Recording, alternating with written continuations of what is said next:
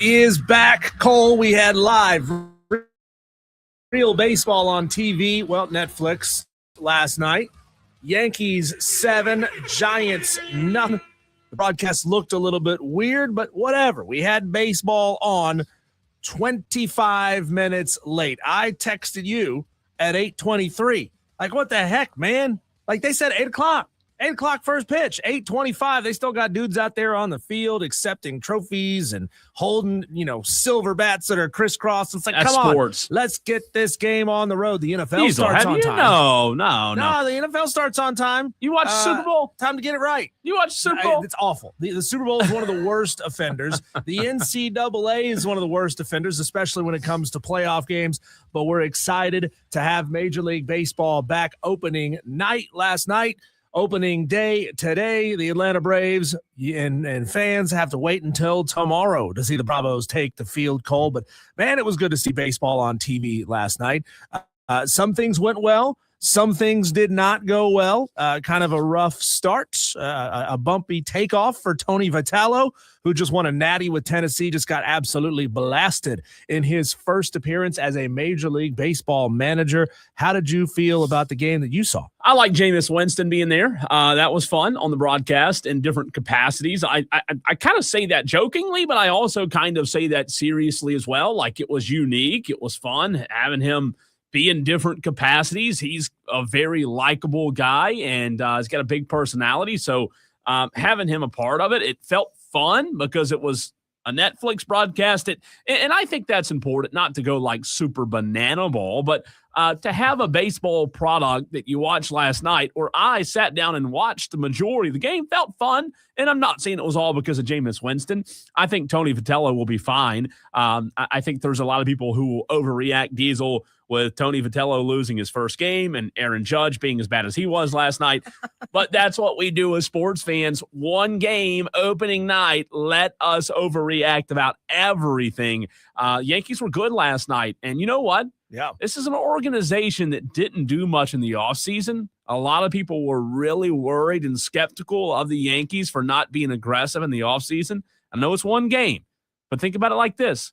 Your best player was 0 for 4. With 4 strikeouts, and you still won 7-0. So it's a big positive for the Yankees. Yeah, I mean, Yankees fans have to be excited about that. Pitching for them was really, really good.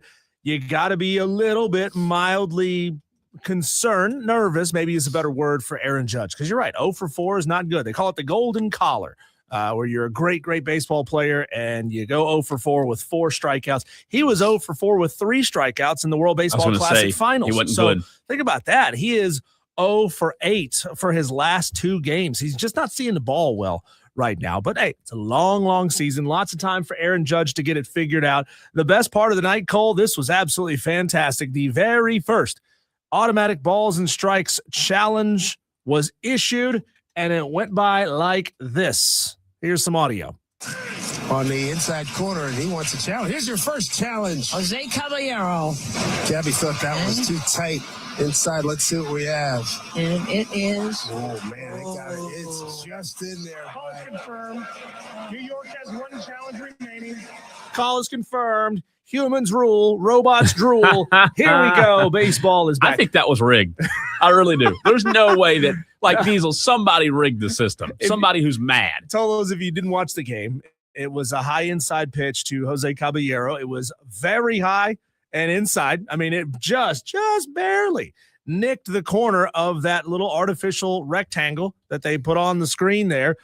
So Caballero didn't like the call. He taps the helmet, and it's great because, they're doing this thing quickly. They've kind of gotten that figured out in the preseason ball there. But, he says, hey, take a look at that. Turns out at the very first time, the actual live umpire was right. And we thought that these umpires stink. They have no business being out there. And then it's just a foregone conclusion that the umpire behind the plate is going to stop calling balls and strikes for good. It kind of reminded me, Diesel, of when something's going wrong on your phone or your computer and you go down the hall to IT and you're showing IT like, hey, this has been doing this for the past 2 or 3 days. I don't know what's wrong. Well, then you show the IT guy and what happens? It's working. It's working. There's nothing wrong. And it's like, what problem are you talking about? I've been doing this for 3 days. I promise. That's what it reminded me of, because there was a guy back there somewhere who was upset that ABS is being introduced, and he rigged the system. He did something. He crossed a wire somewhere. But of course, kinks are going to have to continue to be ironed out, and I'm sure that won't be the last time we see it. I still like it. I still want it to continue to evolve, like all technology. It's got to continue to update and evolve, and as long as it does, I'm good with it. Now, I don't want it to ever slow the game down and it fall flat on its face. I don't think it will. I think it'll just get faster and faster. Yeah, hopefully, as time goes by. I mean, I would love to see a situation where, and maybe they don't even need to publicize it, right? But if they have a light out in dead center field, something in the corner of the big, the green kind of backdrop the hitters look against, where an umpire can make his call, but then look at the corner of that batter's eye, and if the light is on, it was a strike. If the light is off, it was a ball. And that is by ABS system telling you that it was a ball or it was a strike. So it could feel like, especially if they got good at like delaying a split second and seeing that pop up, it would feel like the umpire still making the call, even though the ABS is actually the one doing it. So it's ironic that the very first one was the human was correct. The human umpire was correct, but the human batter was incorrect. So it's great. It's awesome to see it make its way in. It's funny, Cole, I watched the first maybe like 2 or 3 innings of that game and then had to bounce away. I came back to it thinking it was still on, checked the ESPN app, boom, game's over. Yeah. And it's awesome because it was played so quickly.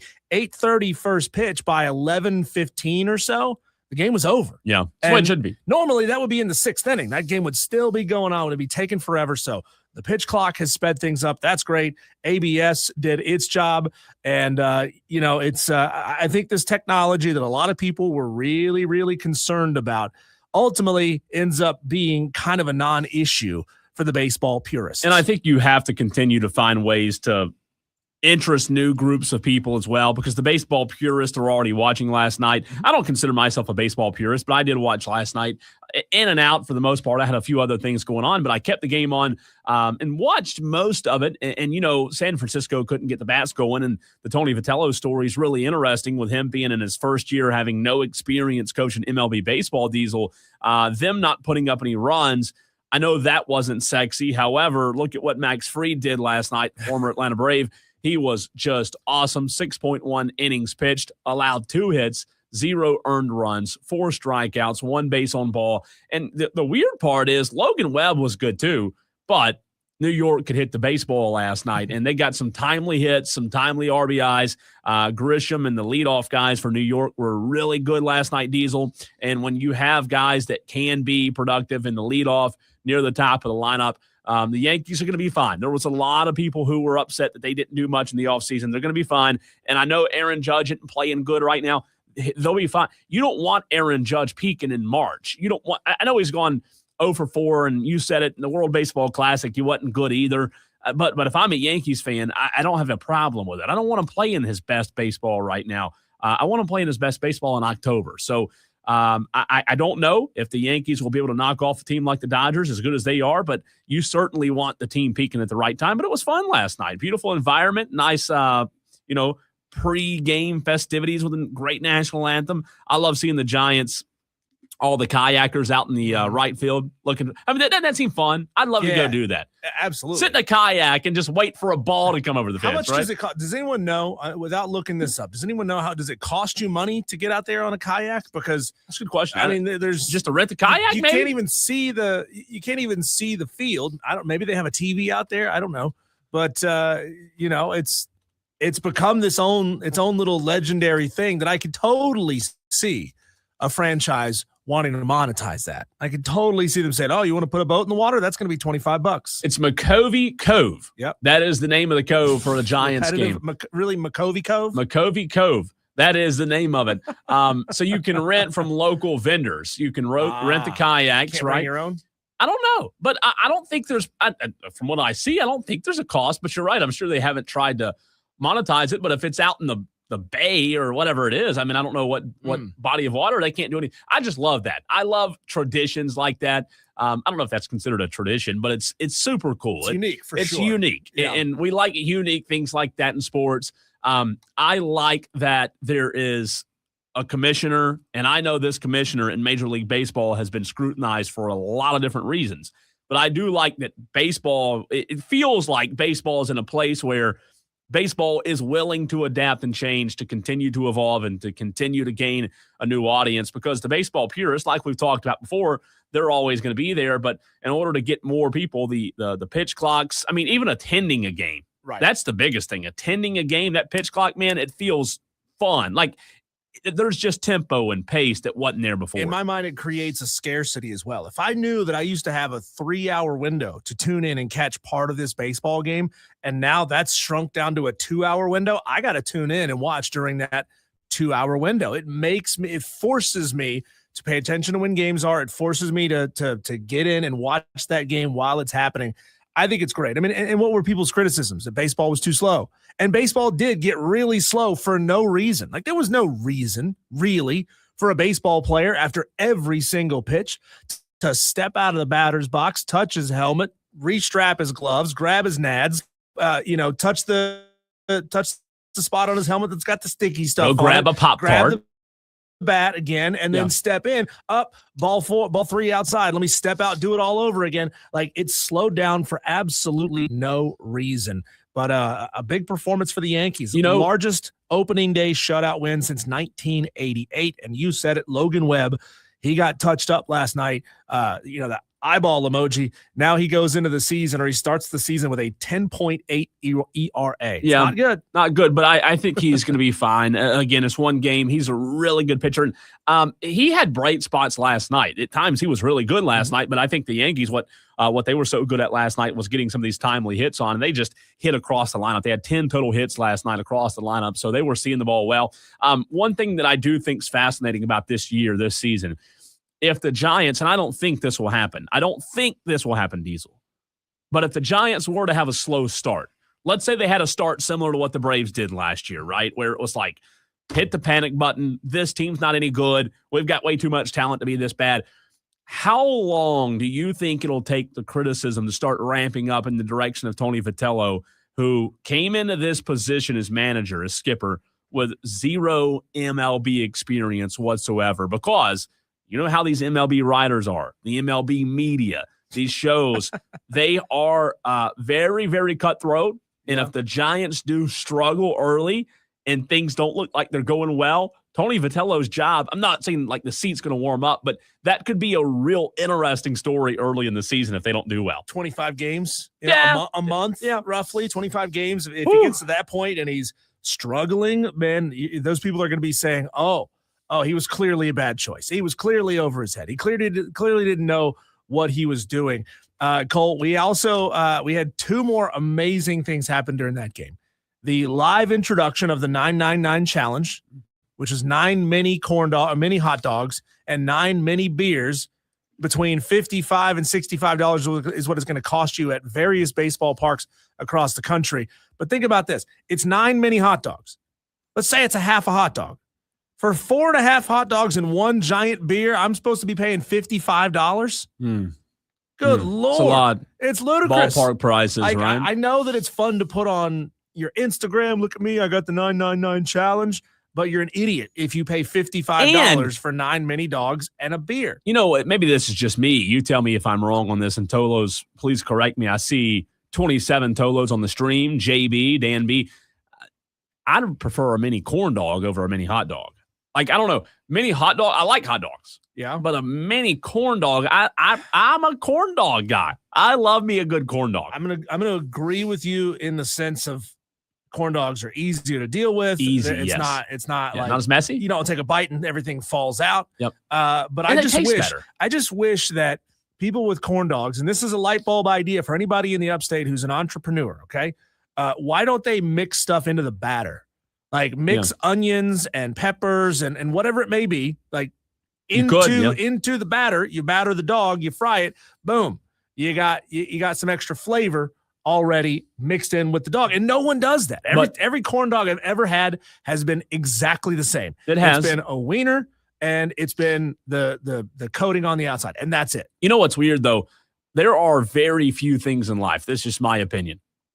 Diesel, there are very few things in life that make someone happier than a deep-fried corn dog that is mixed with ketchup and mustard with the corn dog. You use the corn dog to mix the ketchup and the mustard together, and that beats a hot dog 9 out of 10 times. I love a good hot dog, but when you have the ketchup mustard mix that's mixed from the corn dog itself, especially at a ball game, you're not going to find you can have the hot dogs. I'll take the corn dog. I want a corn dog over a hot dog. I know, and you don't get a lot of them. Where can you go get you don't go to ballparks and find many corn dogs. Exactly. Do you? That's exactly. a problem. We need to get on that. Bring back corn dogs. I know you're the Spartan Burgers, but you got hot dogs on site, okay? I know you have them. Just jam a stick in it, fry it, and let us have what we want. I love corn dogs. You can't beat them. But how many did you get with the hot dogs last night at the Giants game? What was it? 9. There's 9 mini dogs. 9. I wonder how many actual hot dogs that would equal. Right. I'm assuming they're half a dog. Like I don't know. They looked fairly big, but photos are deceiving. You never quite know. And it's a tall boy, so it's a big beer. Yeah. But you spread it around 9 miniature beer glasses. That's interesting. That's interesting marketing idea. The only good idea of that is if the glasses are something special. Dan B says Darlington track this past Sunday sold foot-long corn dogs. God, yes. I would try to go on just for that. Throw that thing over your shoulder. Yes. You see some dad walking it up to the nosebleeds. Oh, my God. The dog's just bouncing over his shoulder. I love it. Let's go to TA on the phone lines, 844-326-3663. The baseball conversation that turned into a conversation about wieners. What's up, TA? Throw a foot long over your shoulder, baby. You like that? I do it every day, man.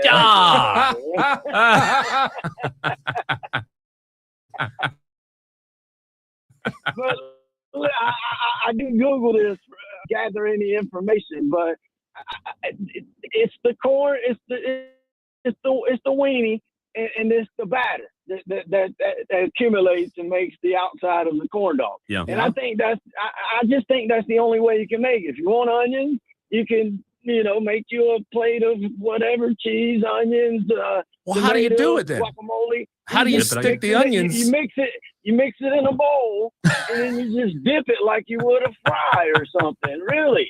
But if you try putting all that into a corn dog, you're going to end up with something that you don't want to see. Yeah, they make stuffed hot dogs. You might be right. Maybe the onion, like when you fry it, maybe it just burns. I don't know. I think we should try it. But they make like cheese stuffed brats, right? So why can't you core out the hot dog and you shoot in all that stuff and then you fry it? And then it's all contained inside the weenie. But I've never had a corn dog with good ketchup and mustard and thought, I wish I had onions in it. I love the corn dog just the way it is. That's just hard to beat. I do too. I've had 2 corn dogs today, and I was going to tell you this past weekend, I haven't had a foot long one. I got to keep one on me all the time, but I just never have eaten one. But size may vary. What have you? Have you ever had what's called a pig in the blanket? Yeah, of course. Like at a Super Bowl party or something? Great. Yeah, they're like just a little bitty croissant with a weenie in it, nowhere near a foot long. No. I mean, those are called, what are they called? Pig in the blanket. Yeah, but with the actual wiener when you buy them at the store, they're like called Little Smokies. Little Smokies. Thank you. That's what I was looking for. Yeah, Little Smokies and the croissants. Yes, that's exactly what. Yeah, those are elite. Those are very elite. And last thing, I know I catch y'all here and there, and I love talking to you guys, but I know this is a big weekend for basketball. It's a big day for basketball, but who's your national championship pick? Because I don't have it from you two guys. Duke. We both picked Duke, but okay. I wish I would have picked Arizona. I wish I would have picked Arizona, TA. You know who I'm taking now? I took Duke when I filled out my bracket that blowed up the upstate of South Carolina, but I changed in my mind because I love Hurley at Connecticut and the way he talks about when we get past the round of 16. They've won 2 titles getting past the round of 16, and if they don't get past it, obviously you can't win it. So I just like the way he said that with confidence, and there's just something about us getting by, knowing that we've built some confidence and we've built some mojo. And I'm taking Connecticut to cut down flag number 3 in 4 years. So I like it. That's all I got for you, but I'm thinking it's going to happen. I know there's Arizona. I know there's some good teams. And for the ladies, I know it's a big game for the Dawn Staley. They took a loss to Oklahoma earlier this year. So this is going to be I told my mom, because my mom talks sports too. So I could bring her on the show and you'd be amazed. But she says Dawn Staley's going to put a punishment on Oklahoma they've never seen before. That's coming from Mom. Oh, Mom says it, then you take it to the bank. Good call, TA. Yeah, all right, love you guys. Thanks, TA. Love you too, man. I think he's right. I think they do beat Oklahoma, by the way. And yes, TA, big night tonight. We're going to get into college basketball at 4 p.m. and more than that too. Speaking of which, I have South Carolina winning the national championship in my bracket, Cole, and I'm currently sitting inside the top 100,000 in the women's bracket as well. So I'm crushing it in the men's. You should put some money up on this thing. God, you'd be nice. You'd be I in the money. just went scratch. I went chalk. Here's the last thing I got for you on this opening game, Cole. Did you hear Barry Bonds on the broadcast? Yes, I did. Did you happen to catch what Barry Bonds said, and how about Yankees fans? Are they kicking themselves for not getting Barry Bonds in the Bronx? Barry said that I was going to go be a Yankee. And then somebody did something that made me say, I'm not going to New York City. Here's Barry. When you came here, Barry, there was so much discussion of the Yankees being interested. You ever think back in a what-if sense? What if I was a Yankee? That short porch, you might have hit 1,000 home runs. I got to tell you a story because George isn't here anymore, so I can tell the truth, right? All right, George. Right, he ain't here. Well, I would have been the Yankees, but Steinbrenner got on the phone and they called us and they told me, Barry, we're going to give you the money, the highest paid player at that time, but you have to sign the contract by 2:00 this afternoon. And I said, excuse me? And I just hung the phone up. Wow. Then I went to go get lunch and my, Dennis Gilbert, my agent, and were like, what do you know you just did? I'm like, did you know what he just said? I just said, forget it. And I went to go by the time I walked down the street to go get lunch, I said, let me just think about this. The Giants called me and I said, I'm going home. Wow. Yeah. George tried to paint him in a corner, tried to box him in, said sign the contract by 2. He said F you. Yeah. And good for Barry, though. Giant after that. Good for Barry. I like it. I mean, you want me to sign, you'll give me a little bit of time, right? Could have been, right? At least let me think about it for a little while. Diesel, we have to get to a few text messages, and then on the other side, we're going to talk a little college football spring game happening this weekend with Clemson. Shane Barrett says, you are a corn dog, Cole. I've been called a lot worse. Texter says, what in the LSU is going on? LSU lures Will Wade as it fires basketball coach. They fired Wade 3 to 4 or 5 years ago. Yes, we're going to get into that later on in the show as well. Texter says, maybe the Giants do suck and the Gamecocks hire Tony Vitelli. No, not happening. You can keep dreaming on that. Texter says pronounced McCovey, named after Giants Hall of Famer Willie McCovey, talking about McCovey Cove. So thank you for the pronunciation guide there, Texter. Appreciate you. Clemson spring game, Diesel, Saturday. What did Chad Morris have to say about Christopher Vezina? Maybe, just maybe, there's someone else pushing for QB1. We'll get into it next.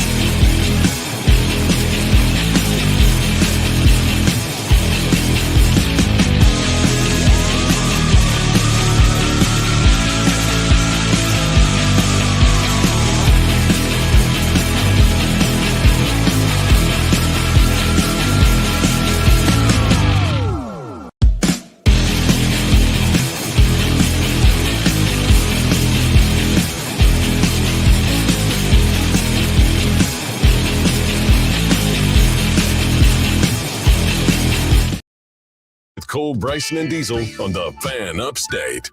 A big show coming your way today, Tolos. Appreciate all the interaction in the very first segment. A very good first segment when it comes to your interaction. We want to hear more from you. 844-326-3663. That's the Joy Law Firm text line, as well as the phone lines. They're open all show. But Tolo Takeover is where we really want you to call in. Tolo Takeover, 5 p.m. today, your opportunity to take over these very airwaves. We're getting into March Madness, college basketball, 4 o'clock hour, 5 o'clock hour, 6 o'clock hour as well. John Whittle of the Big Spur at 422. That's going to be a lot of fun after the news last Saturday about Paul Maneri. Will Wade, a loaded show, a lot to get to.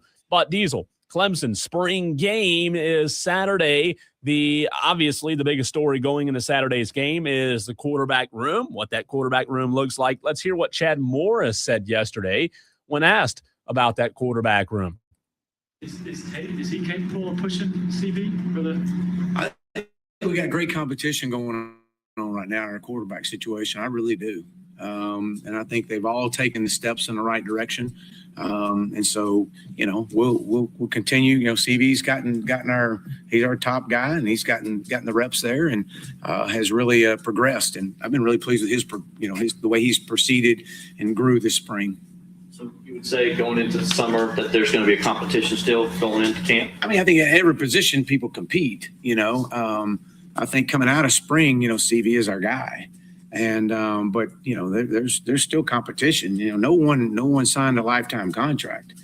And so we want that. We want competition at every position, all across the board.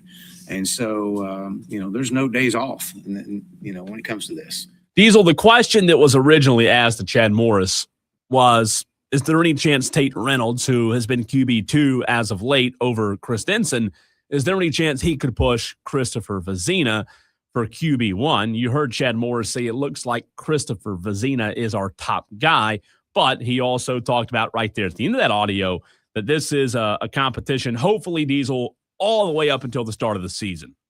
Yeah, I mean, you got to kind of thread a needle there, right? I mean, you want to say, hey, every job is open, right? Here at Clemson, we haven't had the success that we've wanted. Every job is open. Everything is being competed for. But you also you want to maintain the confidence of the guy who is the presumed starter. Now, Christopher Vezina has been in this system longer.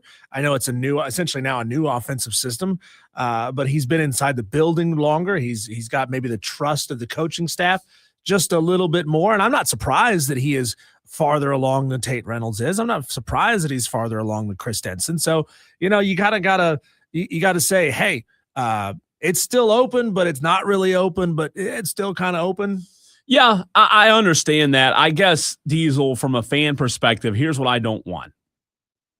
Here's what I don't like, rather. I don't like somebody, whether it's Christopher Vezina or anybody, just being named the guy just because Dabo's been loyal to the guy. He's been the guy. He played a little bit last year. He made a start last year.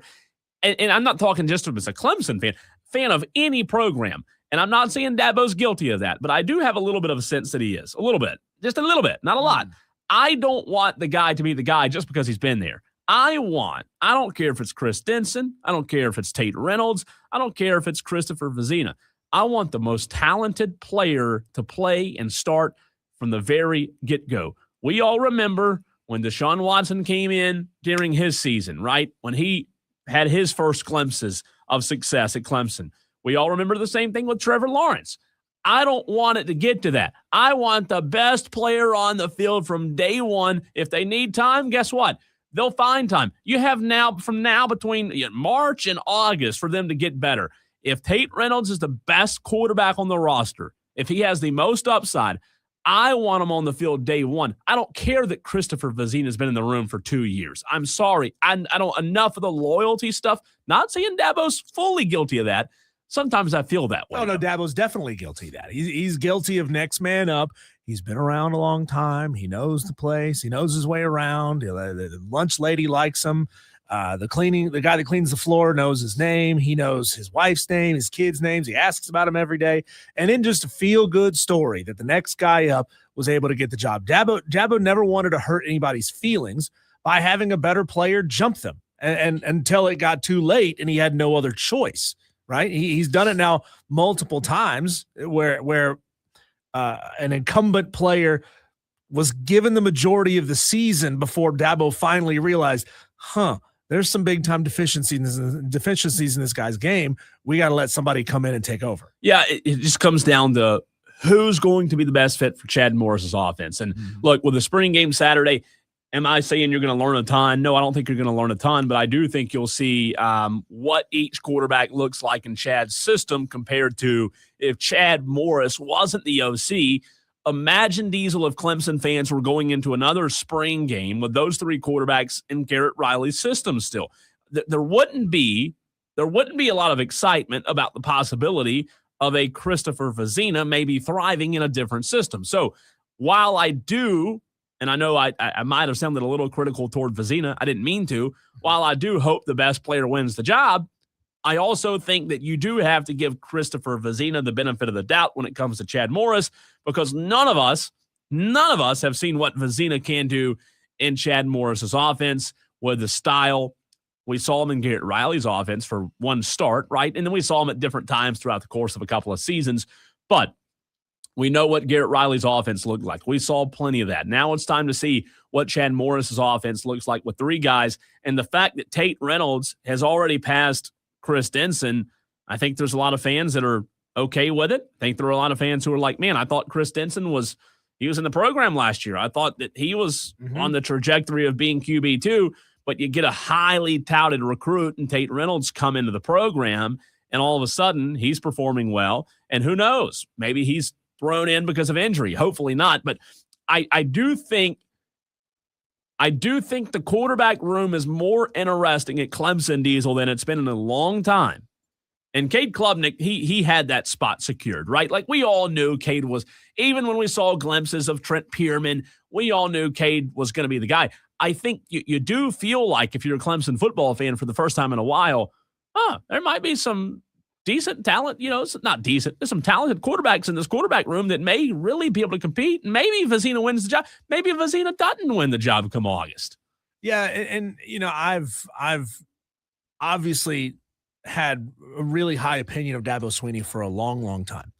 But I've also not been one of those people that ever fully believed that Dabo was on the right path with his system of, I'm going to let the guy who's been around here the longest have it. I'm going to let the guy that it feels like he should be the next man up, the one that's, a junior that's been waiting in the wings for 4 years, the feel-good story. Hey, let's make another movie that's going to go on the Disney Channel streaming service. Since Dabo has gone down that path, that's where cracks in my trust of Dabo have formed. Now, I fully now trust in Chad Morris walking through the door and saying, you know what, we're not going to do it that way anymore. I'm working with the offense hopefully on a daily basis. These are the guys that I think are the best. And maybe I don't know that maybe Dabo was kind of running over Garrett Riley just a little bit and saying, hey man, you're going to play this guy, and this guy, because I believe in them the most. I put my arm around him and told him everything's going to be okay the most.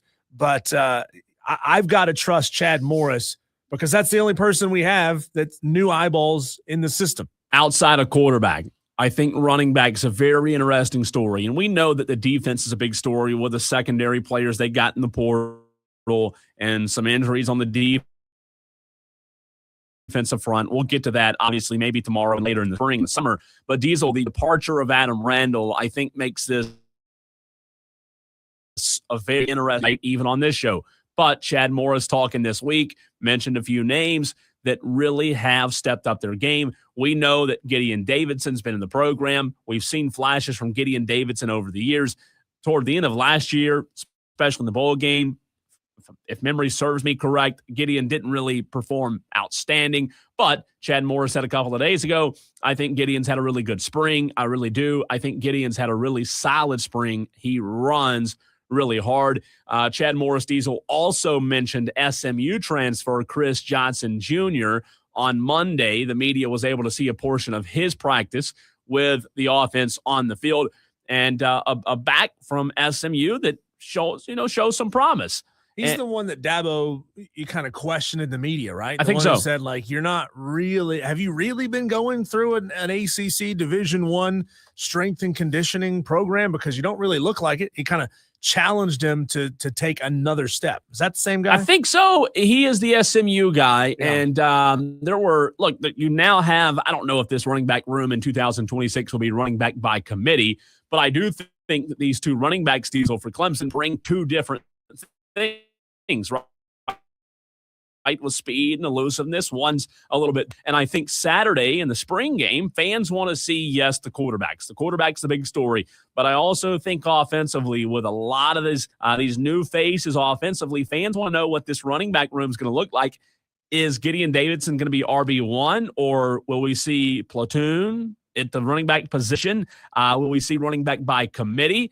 I think that's going to be interesting. Now, multiple running backs, from what I've been told and what I've read, will be used, but Morris and Dabo have both touched on Jay Haynes, Jarvis Green, two guys that returned from injuries, more competition in the running back room. So now you have Jay Haynes and Jarvis Green feels like, man, every time he feels like he's taking a step in the right direction, he gets injured, right? So he just hasn't been healthy. But you've got some really healthy competition. Four running backs that I think are going to make this running back room interesting going into the spring. I think Gideon Davidson's the guy that everybody wants to see on Saturday, just to see what kind of burst he's going to have. Clemson, for the past decades, had so many good running backs. I feel like there's a fan expectation, Diesel, where they want to have a stud guy at the running back position. And last year, no offense to Adam Randall, they just didn't have that. Little update on Major League Baseball opening day. The Mets are up on the Pirates 9-5, now going into the top of the sixth. The Brewers lead the White Sox 4-1. Nationals up on the Cubs 7-2. And this game just underway, bottom of the second inning, a 0-0 tie between the Twins and the Orioles. And by the way, one more note about Clemson spring game Saturday, Diesel. For Clemson fans listening, you probably have already seen this, and for other college football fans that may want to tune in, it's not on TV. It's not on TV, so there will be no broadcast of the Clemson spring game. I will be there. I'll try my best to tweet out some good content, some good videos, but there will not be a television broadcast of the spring game. So fans will really have to either show up. It's free, right? Yep. Or follow along on Twitter at the Cole Bryson, at the Fan Upstate. We'll have some good content there. But there's a lot of question marks going in. It should be a lot of fun Saturday just to see what this new Clemson team, this new Clemson offense, new OC, what all this looks like, Diesel. Talking Major League Baseball getting underway. We've been talking Clemson football. Cole, but the biggest topic on the show so far, as it usually goes, is food. Yeah. And as we are coming up on the, after this weekend, we'll be coming up on the Elite Eight, Cole. I'm going to introduce a brand new food bracket next. And I need a little bit of participation from the Tolos in the very next segment. A food bracket that I know is going to light up the Tolos. We'll do that next.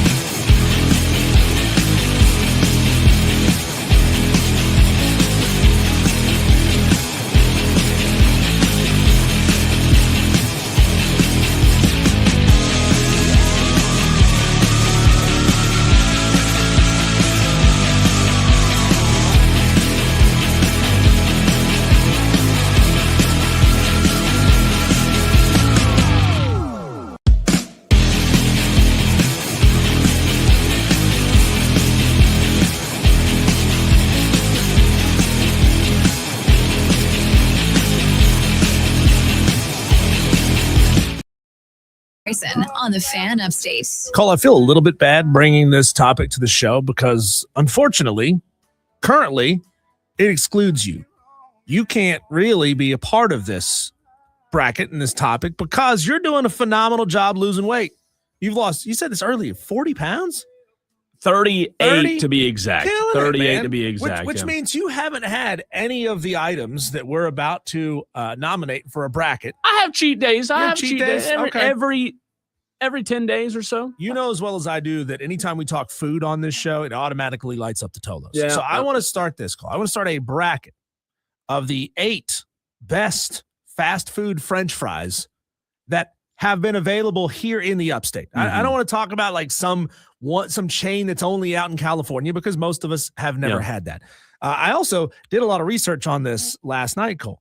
There are really, truly only 8 types of fast food French fries. And And I know that. some restaurants, multiple restaurants have roughly the same style of French fry, but for the most part, there are only 8 styles. So I'm going to run through what I think preliminary inclusions in this bracket. Okay. Yeah. A couple of these are undisputed, and I don't think I'm going to have a whole lot of people push back on this. The waffle fry, Chick-fil-A is the GOAT. So Chick-fil-A's waffle fry will represent. The Bojangles Cajun seasoned steak fry, because it's basically a steak fry. It's pretty good. And it's Cajun seasoned. Yeah. And it's very unique in the way that it is. Nobody else has that. There's the Culver's crinkle cut fry. Yeah. Couple of not many restaurants serve crinkle cut fries. Right. I like but it's crinkle cut. It's the crinkle cut fry. That's the point here. You like a Zaxby's kind of? Zaxby's Zaxby's is crinkle cut, right? We can debate that. Okay. We can debate whether Culver's or Zaxby's should represent the crinkle cut fry. Text in 844-326-3663 for the crinkle cut fry. Should Culver's or Zaxby's represent the crinkle cut fry? There's also the hand cut fry. Still has a little bit of the potato skin on it. Yeah. Wendy's is pretty the good. purveyor of those. There's the battered seasoned fry. Checkers is, as far as I know, the only restaurant that serves a battered I've never had it. seasoned peppered. I've never been to French fry. Checkers. Never been to a Checkers. No. Well, that's because you're young. Where is Checkers at? Here? We used to have a ton of them. There are still a few around, but most of the Checkers locations, unfortunately, have gone away. So they count though if they've gone away? It's been around for years, decades. I'm looking to see what they look like. And then these are the ones, Cole, that I think are up for a debate, and we need some Tolo input on this. There's the straight medium thickness French fry, which I would say is either McDonald's, Whataburger, or Burger King, which is basically the Toyota Corolla of French fries. Like, it's good. It does the job. I think, but is it really all that good? See, I think McDonald's fries are hard to beat. I love McDonald's fries, man. So again, Tolos, Zaxby's or Culver's. So we got 50-50 vote on that right now. Who should represent the regular straight medium thickness French fry? McDonald's, Whataburger, Burger King? I say McDonald's. Okay. McDonald's is just their fries, man. You know why? They're salty. And oh my God. I'm telling you, I love Chick-fil-A. I like any fry, but if I have to die and only get one more fry, I think I'll go. You know, I said yesterday Chick-fil-A, but I think I'll change it to McDonald's. I think McDonald's is my number one. Okay, we're not there yet. But I appreciate the enthusiasm. There's the curly fry. Yes, good. And yesterday we had Tolo text in and say that Arby's curly fries are the best curly fry there is. Buckeye Mike just texted in and said Arby's curly fry as They're well. good. But also Jack in the Box sells curly fries. So of the curly fries, should it be Arby's representing or Jack in the Box? Nobody goes to Jack in the Box. Fair. Okay. Like, you ever seen a customer inside? I just thought I had to offer it up. You know, Jack in the Box is the first fast food restaurant I ever noticed the height charts on the door. Yeah. So that if somebody robs the store and is on their way out, they could say, "Hey, quick, look at that height chart on the door. How tall was the guy that just robbed us?" You don't see many people in Arby's either, though. I mean, I don't know. It's true. Arby's curly fries are amazing. They are amazing. So now we got one more spot to fill. That's 7. The last seed, and this is where there might be some controversy. Is it the KFC potato wedge or the Sonic tater tot? Ooh. Because otherwise, there's not any more styles of fries and fried potatoes available at fast food restaurants. I like tater tots. So tater tots the are good. KFC wedge or the Sonic tot? What would compare most to Five Guys? Their fries, because I think they're fresh, fresh cut potatoes. I'd say Home Five fries. Guys is probably most equal to like the Checkers battered fry.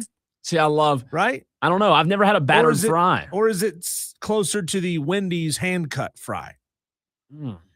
Because it doesn't taste anything like a Wendy's fry. No, I think you might could argue Five Guys is its own Five Guys. type. It's just the potatoes, bam, cut them right there, straight into the grease. You know what I mean? Yeah. It's just home. I guess you call it home cut. Yeah. Homemade. Is it better than Wendy's?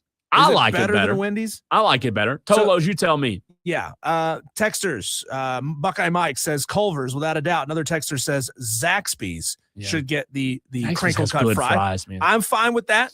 Totally fine with that. Another texter says tater tots are not French fries. You were right about that. True. You are right about that, but it is a fried potato. And a wedge isn't exactly a French fry it's not. either. No, it's not. So, and we have to fill 8 spots here. So Buckeye Mike says KFC all the way. Jay Tez, when it comes to the medium thickness fry, is going Whataburger. You're going McDonald's. Yeah, so I who think, should win in that? Who should represent that style of fry? I think there's a large argument that Five Guys should represent the 8 seed because you said it. Tater tots not a fry. Potato wedge, not really a fry. I mean, you remember you used to go to those gas stations to get those huge potato wedges? They're good. Yeah. That's not a fry. So another texter says Five Guys all the way I over think so. Wendy's. I That's think- the hand cut fry. Yep, just a hand cut. Five Bam, Guys. right there. Five Guys. You had a Five Guy fry? Five Guys is amazing. Yeah. You kidding me? So. Yeah, I love like it. there's sometimes we don't even go to an actual sit down burger joint because we'd rather just go to Five Guys because we know it's going to be incredible. A little high. Chick-fil-A waffle fry, Bojangles Cajun seasoned fry. Yeah, that's good too. Which is essentially a steak fry. The Zaxby's crinkle cut fry, and that represents the crinkle cut fries for all crinkle cut fries. Yep. Five Guys hand cut fries. Yep. The Checkers battered seasoned fries. Mm-hmm. And then it's going to be, I think, Texters. We're at curly an fries. impasse You get here. curly on there. Curly fries. I think curly counts, right? Curly is in there. Oh, it is. We haven't got there yet. Curly fries it's going to be Arby's.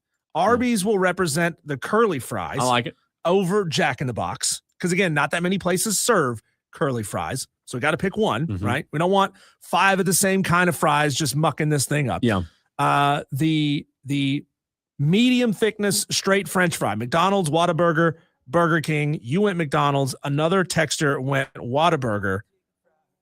Who should that be? Who should it be? I'm leaning McDonald's. Yeah. I'm McDonald's is like the kind of the GOAT of all fast food in a way. Like, how does McDonald's not make the list, you know? No Rear Views says I'd replace the Checkers battered fries with Taco Bell's nacho fries. See, I don't think a lot of people here know about the Checkers thing. I've never been to Taco Bell to get French fries. It's a Mexican restaurant. Just because you got stoner items on the menu doesn't mean that it should replace a damn good French fry. Yeah, I think Checkers will get voted off. I'm just guessing. Checkers will get voted off quick. Probably I don't think a lot of people know what it tastes like. I don't even think I've ever had one before. I try it. Right. Corn Chip says, "Does Waffle House's hash brown is not a French fry?" No.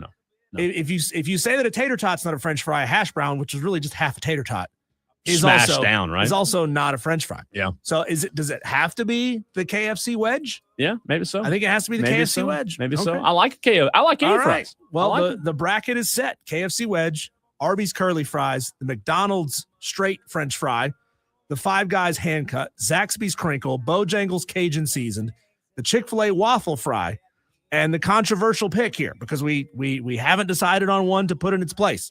The Checkers battered seasoned fry.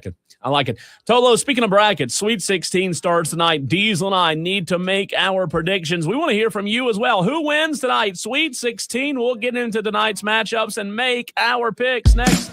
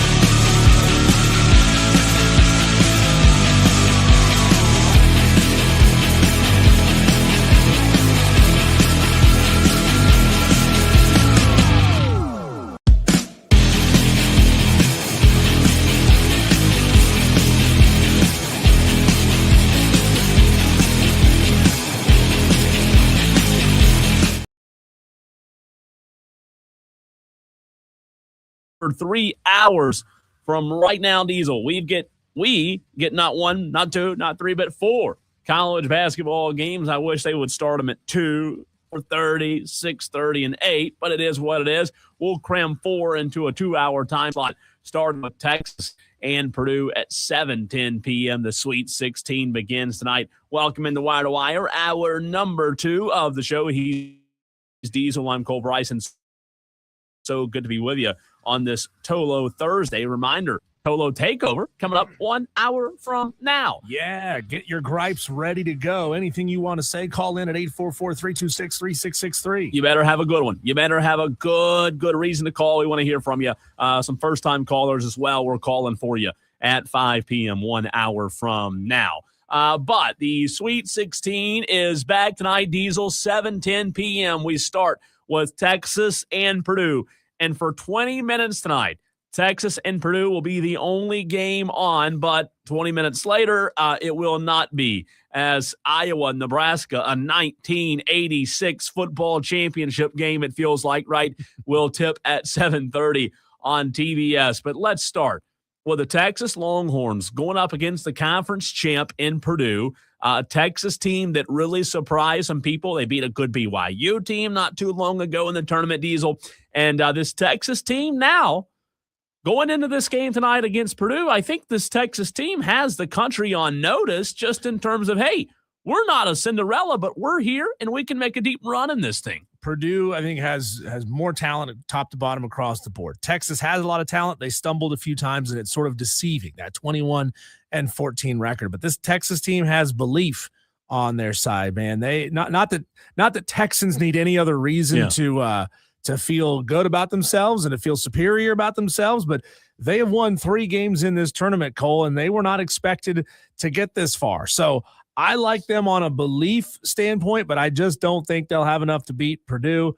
Let's see if they can prove me wrong. It made history. Texas became the 6th play-in team, Diesel, to advance to the Sweet 16, the first since UCLA in 2021. It's Texas's 15th appearance in the Sweet 16, and its first since 2023. This tournament runs also the first time Texas has advanced to the Sweet 16 as an 8 seed or lower since 1997. What a coaching job Sean Miller has done this year, also in the last few weeks. It's his 9th trip to the Sweet 16 in 21 seasons as a head coach. So you're talking about a Texas team, Diesel, that came into the NCAA tournament on a 3-game losing streak. If you remember, a lot of people had Texas in conversations of like, oh, are they near the bubble? But have won 3 games in a row since that 3-game losing streak they had coming into the tournament.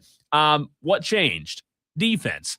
Their defensive efficiency went from being 140th, Diesel, during that 3-game losing streak to 15th during their current 3-game winning streak. What a turnaround. What a turnaround. And they're holding opponents to a 46.3 effective field goal percentage and 25% from 3. So I don't know what sparked how this team got this good defensively at the end of the season, Diesel, but they have turned it on at the right time, and defense travels and defense wins championships still, right? Yeah, but can Texas get the ball inside on Purdue the way that they did on Gonzaga, right? Gonzaga is always going to have elite guard play. They're always going to have really good players.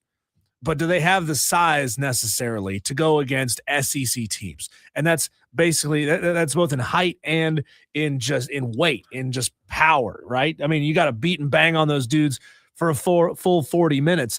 Purdue, I think, does have that kind of size. They do have that kind of ability to stay physical with them for 40 minutes that I don't think Gonzaga had. Yeah, look, I think I agree with what you said. I think Purdue's the more talented team. But when you look at what Texas did against Gonzaga down low in the paint, man, they were just superior. They were really good, and Dalen Swain's a really good player. The size they have, especially on the perimeter, they've got the defenders to keep Purdue in check tonight. And I think when you look at Purdue, Diesel, it's a very good Purdue team that when we look at these 16 teams remaining, are we talking enough about Purdue? I mean, we know they're there. We know they're there. They're in the tournament. They're in the Sweet 16, but are we talking enough about Purdue? They look to advance to their 3rd Elite 8 in 7 years with a win against Texas tonight, which is pretty good, by the way. This is the Boilermakers' third straight Sweet 16 appearance, and their 7th in the last 9 years. Purdue Diesel currently on a 6-game winning streak since ending the regular season 2-4. Remember, I told you they had a shaky stretch, and I kind of lost faith a little bit in Purdue. But their defense, just like Texas, has been the reason for their turnaround. Look at Purdue. From February 17th to March 7th, they had the 224th ranked defense. Guess what? Since then, they've won 6 in a row while having the 38th ranked defense in the country. So good coaches. Somehow, some way, Diesel, when it's crunch time and the tournament is on the horizon, these good coaches know how to get the most out of their players. And both of these teams are going to be a good example tonight of two teams that struggled, but also know what it takes to get hot at the right time. And this defense tonight, I think I'm leaning with the under tonight. These are two good defensive teams tonight. This could be one of those games that's a final possession kind of basketball game. Could be. Because, they're both elite defensively. They're both really good shooting teams. Isn't it fascinating, Cole? And I know we're going to go through a lot of these games that we have tonight to talk about, but a lot of the profiles of these teams are very, very similar. They're all elite offensive teams, and they're all shutdown defensive teams. We don't really have anybody in the tournament left that kind of doesn't really belong here, right? I mean, there's no team that's just, plays this lightning fast pace of offense, or an elite 3-point team, but plays no defense. We don't have any of those teams left. So everybody here is kind of playing a similar style. You look at Purdue, you look at Duke, you look at, Arkansas, all the teams that are still in here are kind of really good on both ends of the floor. And it's weird as you're doing the research and you're looking up these teams. It's like, how is it possible that all these teams have the number 2 defense or the number 2 offensive efficiency in the country? Like, they've all found a way to be right there neck and neck with one another. Tolos, who wins tonight? Purdue or Texas? 844-326-3663. While I asked that, Diesel, who did you have this matchup in your bracket, by the way? Let Tolos, me see. text in on the Joy Law Firm text line, 844-326-3663. Who wins tonight in the 7-10 game, Purdue or Texas? I'm taking Purdue, and I'm looking in my bracket as well, Diesel. I know I had Purdue making a good run. I just have to pull it up to see how far I had or how far I had them going in the tournament. I did not expect Texas to have the run that they've had. I will admit to that. I had Purdue beating BYU in this round. I thought BYU would handle Texas. I thought BYU would probably get past Gonzaga. It was a little bit of an upset pick there. It was a 6-3 upset that I had. But I do have Purdue in this game, and I do have Purdue winning this game, or I had them winning this game in my bracket. So we'll see. We'll see if Purdue can finally correct this anomaly in the bracket that Texas has gone on this run. That would be wonders for me. I also had Purdue winning this game. Now, I had them beating Gonzaga, but I had them winning the Sweet 16 game. Let's see. Coopin Greer says, hook 'em horns on the Joy Law Firm text line.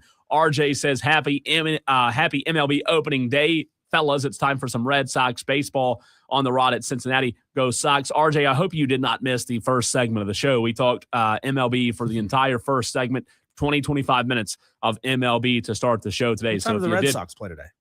4 o'clock. 4 o'clock. 4:10. Should be good. Right Red now. Sox are going to be good. Starting right now. Coopin Greer, obviously, I'm sure he's taking Texas. Tolo J. Butane says Texas over Purdue tonight. Those on the stream, let us know who you take tonight, Texas or Purdue. Which one? Diesel and I both going with the Boilermakers. Purdue, yeah. We're Boilermakers, baby. Yeah. That's what we do. What did Boilermakers even do? I don't know. Boilermaker, they boil. It's train. Train. It's train reference. Yeah. So the guy that operates the train and makes sure the boiler is making steam. Making Boilermakers. steam. That's right. All right, next game, 7:30 tonight. It's also a shot of whiskey in a beer. Oh, I didn't know Boilermaker. Didn't know that. Now you're teaching the audience new things. Iowa, Nebraska, the 9 seed Iowa, the 4 seed Nebraska. Nebraska, as of right now in this 7:30 matchup, Diesel are favored by 1.5 point. I did not see Iowa, Nebraska be in the game tonight in the Sweet 16. However, I think it's going to be a good game. Looking to see who I had. Oh, I had Florida. I think you did too, right?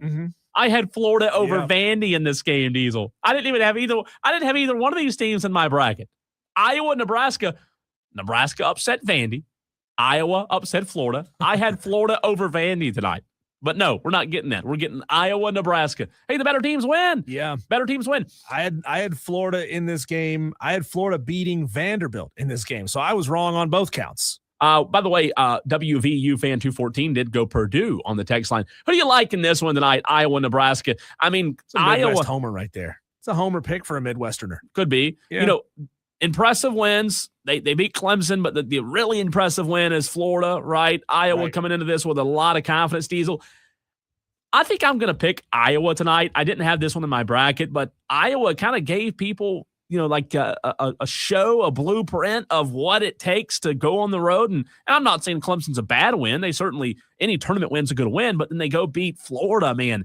And this team, all of a sudden, Iowa, they just got dudes. And they haven't been perfect, but they've got dudes and they've got good coaching. I think that's what's been for me when I've watched 2 games Iowa's played is their coaching's really, really good.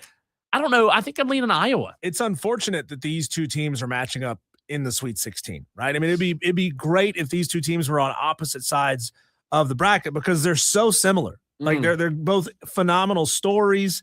Nebraska, first ever NCAA tournament win they got in the first round against Troy, and then they came back and they beat Vanderbilt. I mean, 2 really good wins. Now they got to face an Iowa team that just feels so very similar to them. Both disciplined defensive teams, both good opportunistic 3-point shooting, but not elite. So we'll see. I mean, I would expect this one to be a fairly low scoring game. If both of these teams ended up in that 67 to 73 range, I wouldn't be shocked. I mean, just relatively low scoring. You say low scoring, also slow tempo, Yeah. you would expect as well. The Hawkeyes, Diesel, operate at one of the slowest tempos in the country, ranking 361st in possessions per game while averaging 62.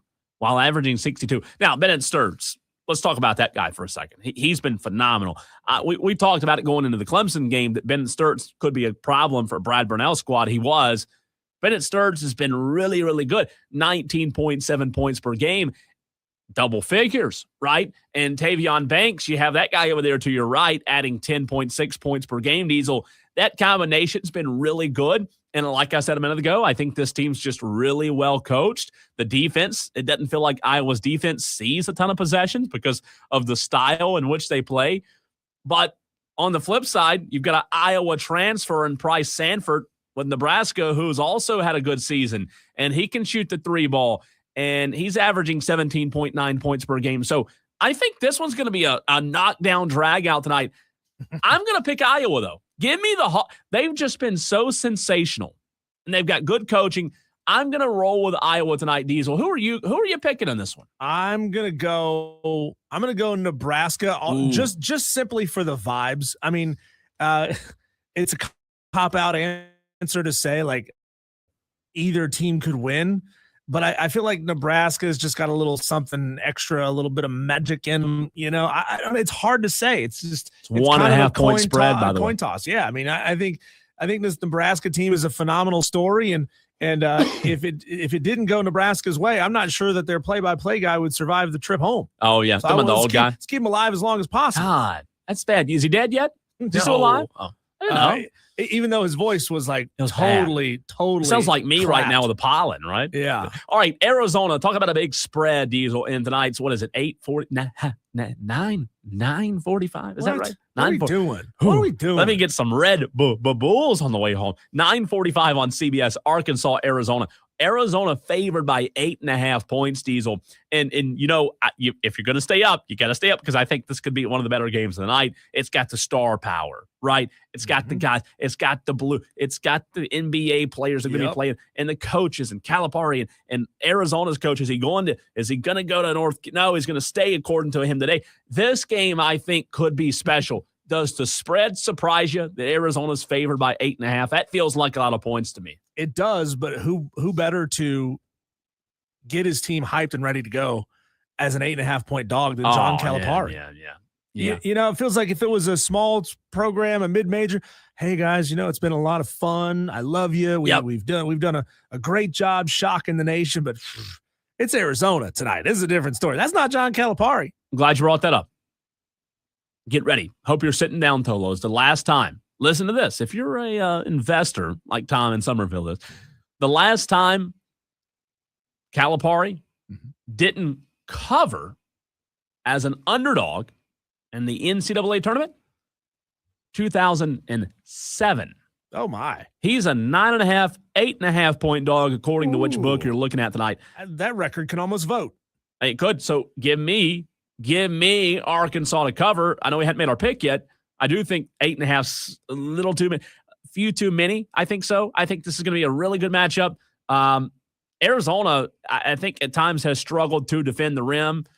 At times this season, at times during the tournament. So when you look at Arizona's size, that could be a concern. I think Arizona's going to do a better job tonight around the rim, maybe even in the rebounding category.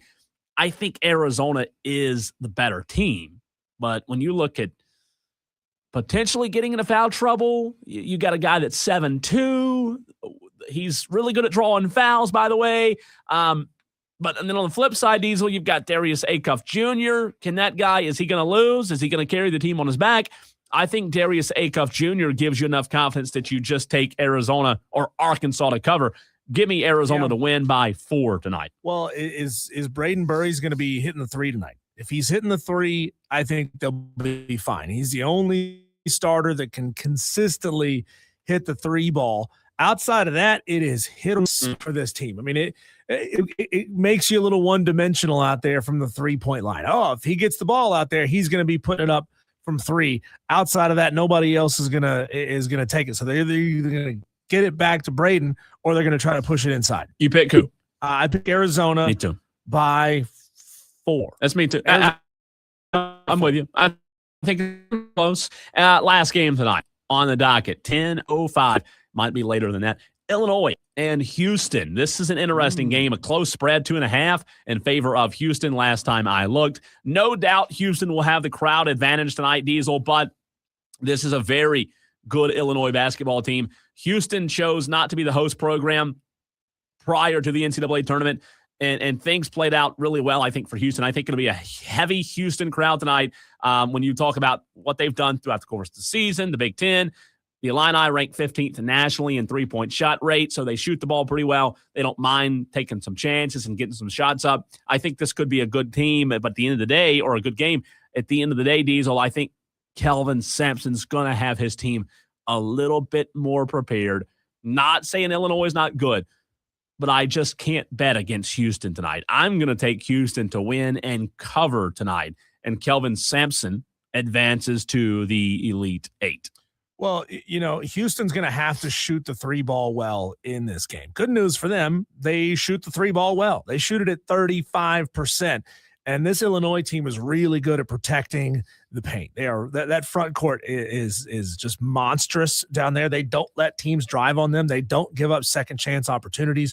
So Houston's going to have to hit the 3. They're going to have to be efficient. They can't miss very many shots because they're not going to get a ton of opportunities for second chances. No, I think you're right. I think it comes down to having a team that can execute in the tight possessions late in the games in March. And I know that could be a blanket statement, but when you look at Houston, Illinois tonight, I think this is going to be a close game. Which team can execute late in the shot clock in those late game high pressure moments? I think that's going to be the team that wins, and I think it's Houston tonight. So real quick, I'm picking tonight Purdue, Iowa, Arizona, Houston. You'd pick Purdue, Nebraska, Houston, and fourth game was Arkansas, Arizona. Arizona. So we only differ on one. Differ by one. That's not bad. Tolos. Yeah. What say you? By the way, we will do this for tomorrow's games because there are 4 more tomorrow, Tolos. Tolos, when we come back, it is a huge series for the South Carolina Gamecocks, a big-time opponent that they'll be facing on the road this weekend. Also, a big-time series record could fall for the Gamecocks if something that has happened many times in the recent years between themselves and the Georgia Bulldogs goes down. We'll talk about it with John Whittle, the Big Spur, next.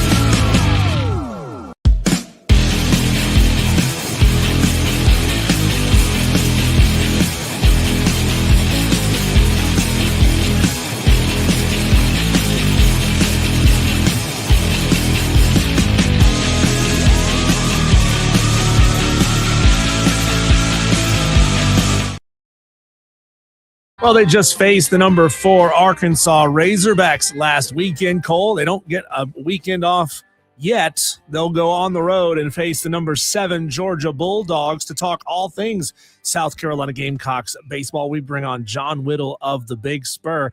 John, each of the last 2 times these two programs have faced off, it's ended in a sweep. In 23, South Carolina swept. In 24, Georgia swept. Now, South Carolina as a program holds a 3-game lead all time in this series against the Bulldogs. What does your gut tell you? Jumping right to it. What does your gut tell you at the end of Sunday evening?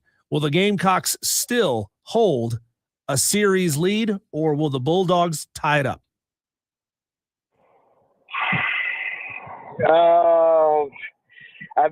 Georgia probably ties it up. South Carolina can go win a game. I mean, here's the thing. Like South Carolina is good enough to go in there and win a game now, and they have to go out there and play well. And Georgia maybe not perform quite up to their standard, but South Carolina's strength is within its pitching staff, and Georgia's strength is hitting a crap ton of home runs. So, if South Carolina can go out there and get a hot pitcher, whether it's Josh Gunther or Ant Phillips or Brandon Stone or whoever else who's going out in an extended period, then maybe South Carolina can pull out a win, get a couple of clutch hits. But Georgia's a very offensive program, and South Carolina's not going to be able to keep up. It's going to be whether or not South Carolina can find that hot starting pitcher that quiets them a little bit. John, we spoke to you last Thursday at this very time, and a day later, South Carolina allowed 22 runs at home in the SEC opener. Just a few hours after that, Paul Mainieri was out as the head baseball coach. Can you walk us through what Friday night, Saturday morning looked like? I know you weren't behind closed doors, but from a media perspective, were you guys given any indication after that embarrassing loss Friday night? And then the second part of that question, your reaction once you did hear the news on Saturday.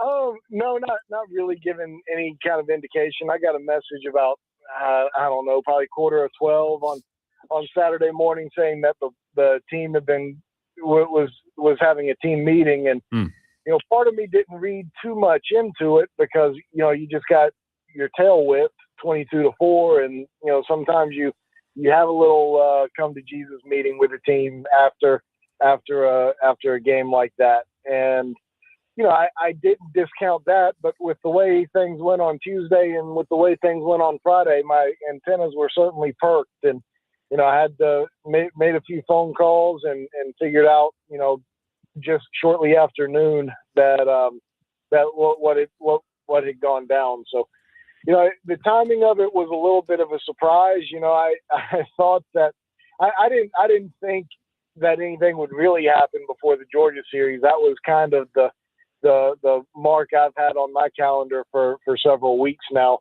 But with the way Tuesday went, with the way Friday went, that they went ahead and pulled the trigger. John, when Paul Mainieri was hired, he threw shade at Clemson up the road in his introductory press conference, and we talked to him a few days after that, and he said that he had kind of just been fed the line, and he didn't realize that he was throwing shade. So there is precedent maybe for Paul not necessarily thinking through the consequences of what he says in a media interview. Let's fast forward to his exit and then his interview with NOLA.com. Do you think it's possible? Do you give him any potential benefit of the doubt that his statement saying that, some little 80-game era is not going to ruin my perception of my career, and also saying things about the South Carolina media and the fans, was there any possibility that Paul just didn't realize he was throwing shade at South Carolina? Well, I think there's probably 100% chance that he didn't realize the words that were coming out of his mouth, because he's been saying stupid stuff since he walked through the door. That he doesn't realize what he's saying. He's consistently thrown players under the bus. He he's a very narcissistic, self-serving man at this point in his life, and I'm not saying he's always been that way, but he sure has been since he's been here. Like if you go in and read what he had to say in that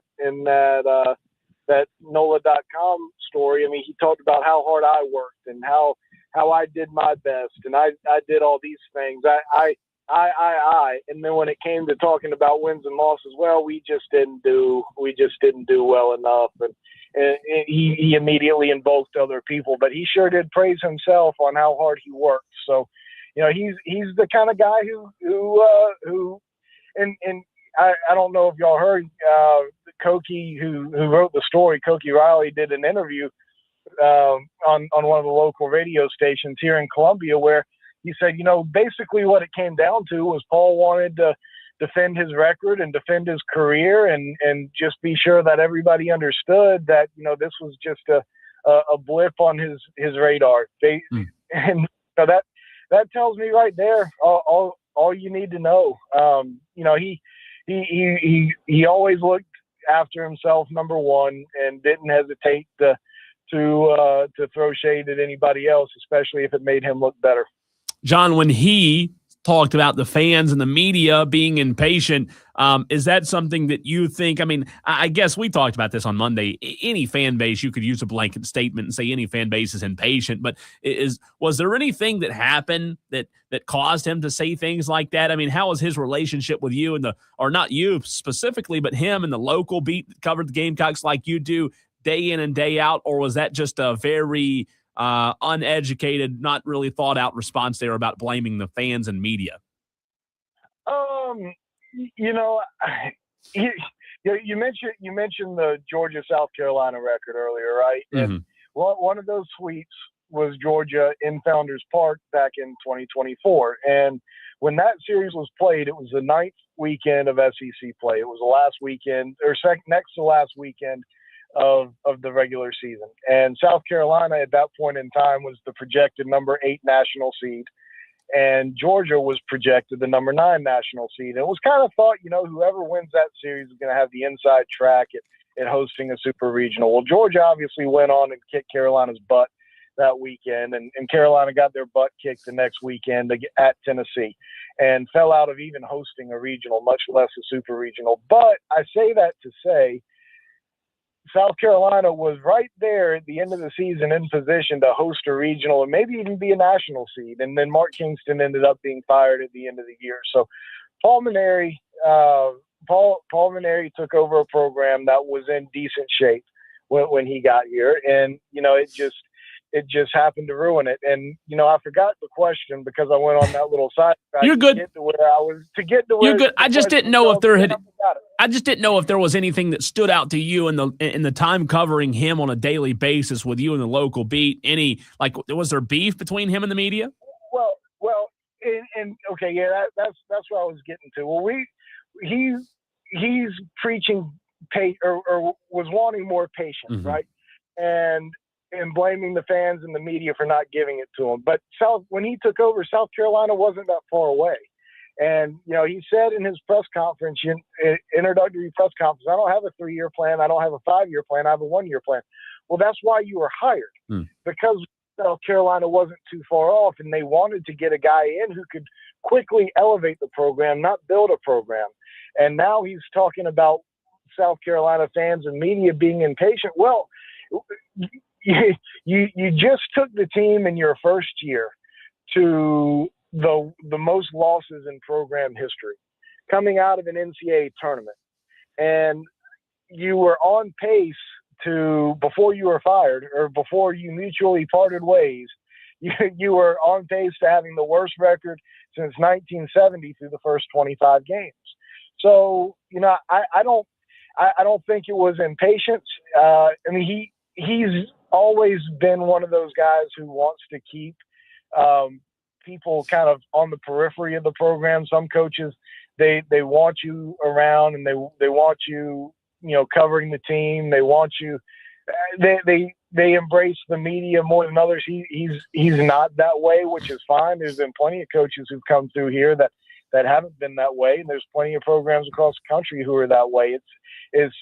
So I wouldn't say that he had a a great relationship with the media in terms of, closeness, but, it wasn't overly combative apart from, somebody or everybody outside of probably me after what I wrote the end of last season.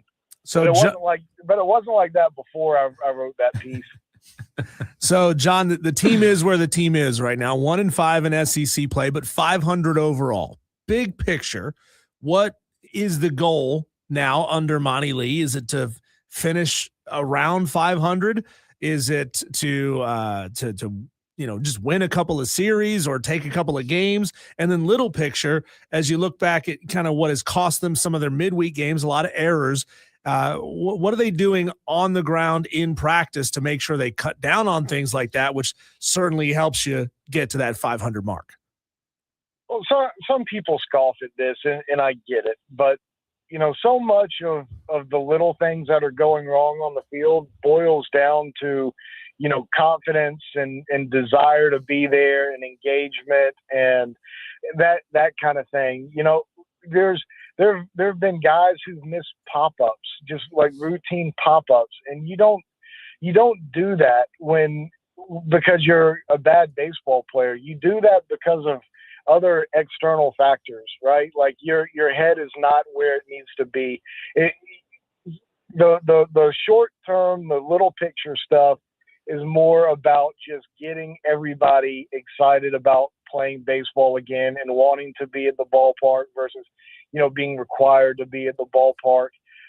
Just loosening up and playing with a little bit of confidence. And, these guys will continue to grow in that area and be a little bit better in that way.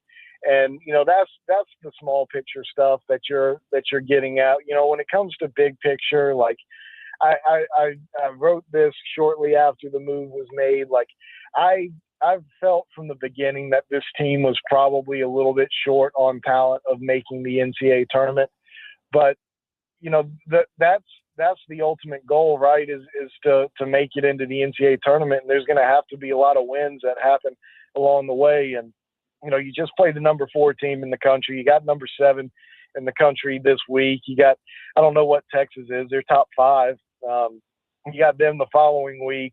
You played number 14 North Carolina in the midweek. Like it's a tough road to hoe, especially right now. You're gonna be starting in a pretty deep hole, going forward. But yeah, I mean, I'm not trying to coach speak you, but you've got to just plug away and just get a little bit better each little bit, and just hope that you pick your head up in a couple of weeks and your head's above water. So that's kind of the way you have to view it right now. Like so much is changing in terms of just kind of the team dynamic around there. And I don't know how it's going to play out. Like I said, I felt like this team was a little bit short on talent of making the NCAA tournament, being an NCAA tournament team. But they're not that far off. They're starting out, behind the 8 ball a little bit, but maybe they can work their way out of it. John, I know it's just now late March, and we still have a long way between now and the end of the season, but things can change. What does your gut tell you when it comes to Monty Lee's future with the program and what this administration will do when the season does come to an end, and if that process has already started when it comes to finding the next baseball coach at South Carolina?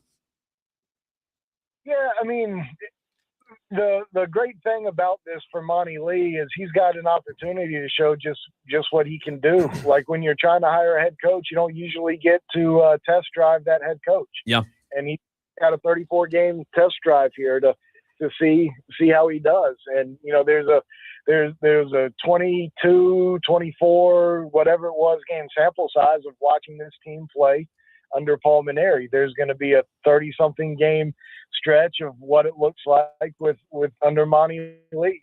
So, Jeremiah Donati and the folks making decisions and have every opportunity to see what Monty can do. I can't sit here and handicap it right now, or there'd be no reason to do so because the data is going to change. Right. And we'll just have to see how it plays out. I mean, if they go 10-20, he's not getting the head coaching job. If they go 20-10, it's going to be really hard to not give it to him. So, we'll see how it kind of plays out. I will say that Jeremiah is going to certainly give it some time before he dives headfirst into this coaching search thing. I mean, he's doing some background work and vetting of candidates and all that kind of stuff, but he's not marrying himself to going outside of the program just yet. He's not marrying himself to any one person just yet. He's going to let this thing breathe a little bit before diving in head first and making some decisions. So Monty's got a shot at it, but so much of it is going to depend on what these results look like. So John, where that's concerned, obviously we know who the top candidates' names that are being tossed around. Kevin Schnall's name gets tossed around all the time, but there's a handful of other, assistants and hitting coaches and pitching coaches from around the SEC.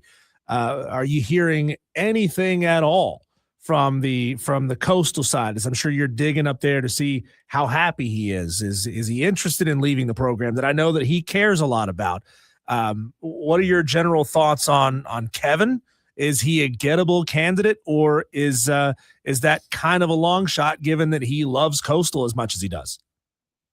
Well, I think I think he'll at least listen, and they're going to make him say no. I would think, depending on how things go with Monty. I would have to imagine if you go outside the program, Kevin's going to be the top guy.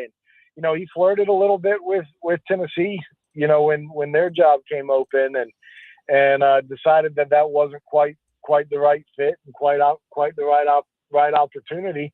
And I understand that. If you're Kevin Schnall, you're walking into Tony Vitello's program, and those guys in that locker room, they want Josh Elander to be their head coach. So if you walk into that program, not only are you taking over for Tony Vitello, you're taking the job from the guy that they want. So I'm not sure if I would have taken that job if I were Kevin Schnall, and he didn't, obviously. But you don't have that same dynamic if you're South Carolina. So I think that Kevin will listen. I'm not saying that he's going to take it. He's obviously got a phenomenal job where he is. He's got a great team. They invest in that program. They were in the top 20 or top 25 at least in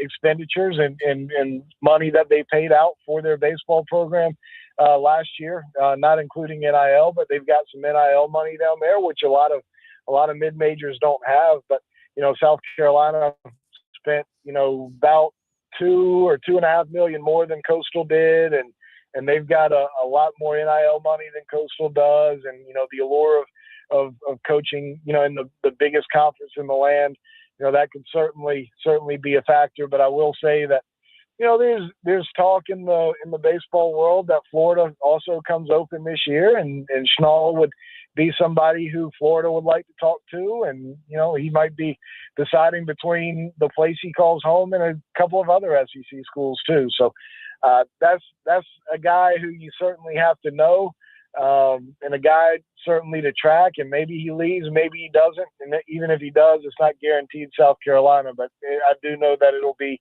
intriguing for him and his coaching staff. John, as always, we so much appreciate your time. You're the best. We'll talk to you next week. Absolutely. Appreciate you guys. Absolutely. John Whittle of the Big Spur, always a pleasure. And I think he's right on it. You don't want to marry or commit to anything right now. Give this thing some time, let it breathe, see how it plays out, and we'll go from there. A lot of headlines to get to. We'll get to them in our Daily Wires next.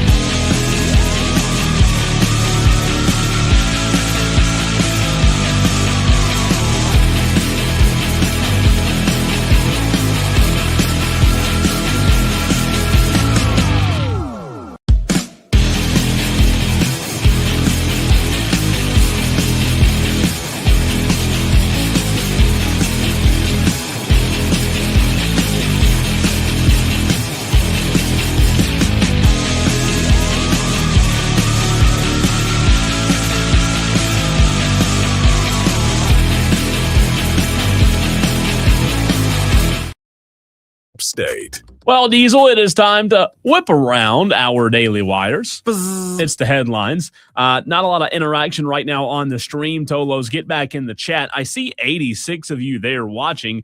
Dan B was there. JB, where you at? Dan B says, did I miss what failed with ABS? I couldn't find anything about it on Google. Maybe Google is not up to date on what happened with ABS. Nothing failed. Like, the system didn't go down. It's that a player called for a review using ABS because he thought a called strike was a ball. Turns out it was actually a strike. It barely caught the corner of the plate. So the human umpire was correct. Gotcha. Some new news here recently, Diesel, with Clemson and Charleston assistant Chris Harriman is joining Brad Brownell's staff at Clemson. Sources told CBS Sports Harriman, a highly regarded coach, spent 2 seasons with Chris Mack and previously worked at the high major level at Cal and Nebraska for 7 combined seasons. So Brad Brownell getting a new staff member. Ooh, about that? Shiny new toy. Yeah. On the opening night of the MLB, the Yankees defeated the Giants 7-0 in Tony Vitello's first ever MLB contest. It was a good night for the Yankees, but it was a bad night for Aaron Judge, who was 0 for 4 Diesel with 4 strikeouts. 0 hits. Arizona coach Tommy Lloyd basically today said, nah, I've got my attention on Arizona. I already have one of the best jobs in the country when asked about the North Carolina job. And one thing we talk about in program all the time is I think we've gotten better at. I think our team's been I screwed that quote up. Let me try that again. Arizona coach Tommy Lloyd insisted all his attention with the program is on the Sweet 16 matchup. He said, I already have one of the best jobs in the country. And one thing we talk about in our program all the time, and I think I've gotten better at it, and I think our team's been crushing it this year, it's just the ability to have full focus and be present in the moment. So it looks like he is happy where he is. Too many caveats in that quote. That's on him. Yeah, this is a bad quote. That's on right? Tommy. Bad quote. A big news day, though, in college basketball. Will Wade is heading back to Baton Rouge, Diesel, as he is leaving NC State, and now the Wolfpack will be looking for a new head basketball coach. Just hope they don't look up here in the Greenville area. Well, if I know anything about NC State fans, I'm sure they're taking it well. Yeah. Just don't look here. Look everywhere else. Just don't look here. Keep walking, please. There's a lot of places. I mean, we don't want to lose Bob Ritchie, but there's a lot of places I'd be happy to watch him go, but Raleigh's not one of them. In the MLB right now, the Brewers all over the White Sox 14-1. The Nationals on top of the Cubs 8-4 in the middle of the 8th. Into the 6th, Orioles Twins scoreless. Into the 3rd, the Red Sox and the Reds scoreless. Angels Astros scoreless in the top of the 3rd. Top of the 3rd inning in San Diego, the Padres trailing the Detroit Tigers 4-0. The Phillies lead the Rangers 2-0 in the top of the 3rd. And the Rays and the Cardinals are scoreless. 2 more games tonight after these go final. Diamondbacks Dodgers at 8:30 and Guardians Mariners at 10:10. Rays are having a tough go of it. It's the bottom of the 2nd, Cole, and they've already committed 2 errors. Oh, no. That's not good. We will get back to the rest of the Daily Wires. A very, very short segment there. We'll get back to the rest of them later in the show. But next, Diesel, is the Tolo Takeover. Let's go. You know what to do, Tolos. Get out those phones and dial right now, 844-326-3663. We only have a limited number of phone lines, so call now and gobble one up before we get started. That's coming up next.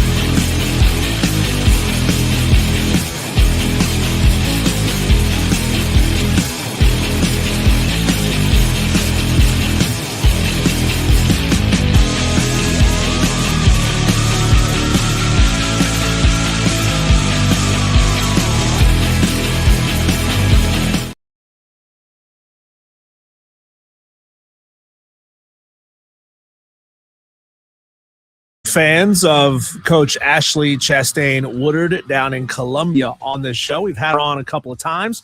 She is awesome, but you got to respect what Clemson softball is doing to these South Carolina Gamecocks. I just saw this on Facebook from Don Munson. He's phenomenal.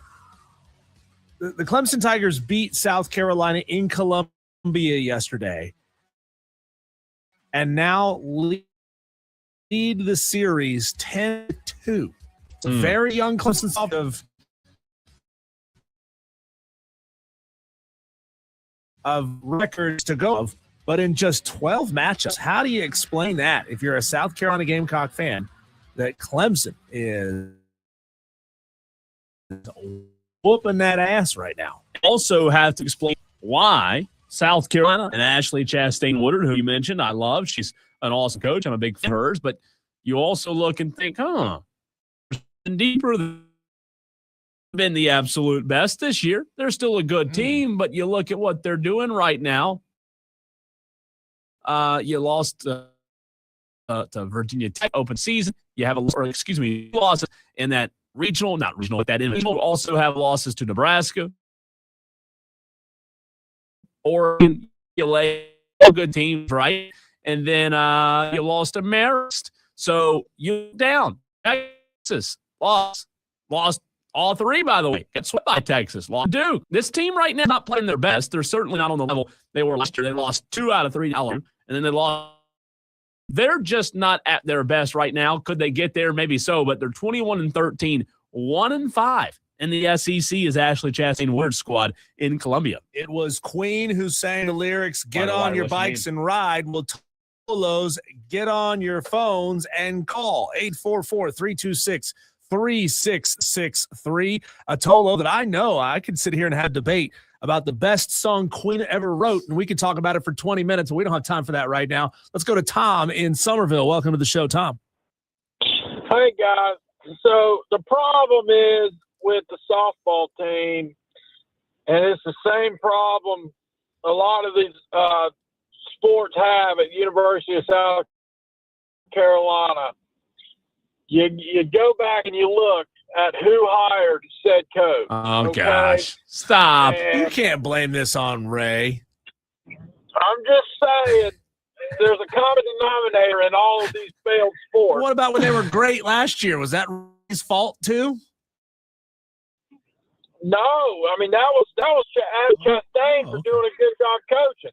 See, if they didn't win it, it's a good.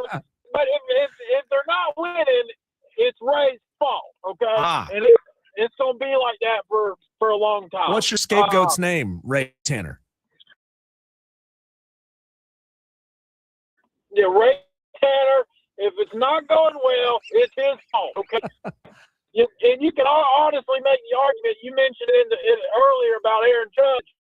Some people out there had investments in him at home run last night, and he did about as poor of a job as you could possibly do playing baseball. Why would those people put that investment on there? He hadn't been playing good. Didn't play good in the World Baseball Classic either, Tom.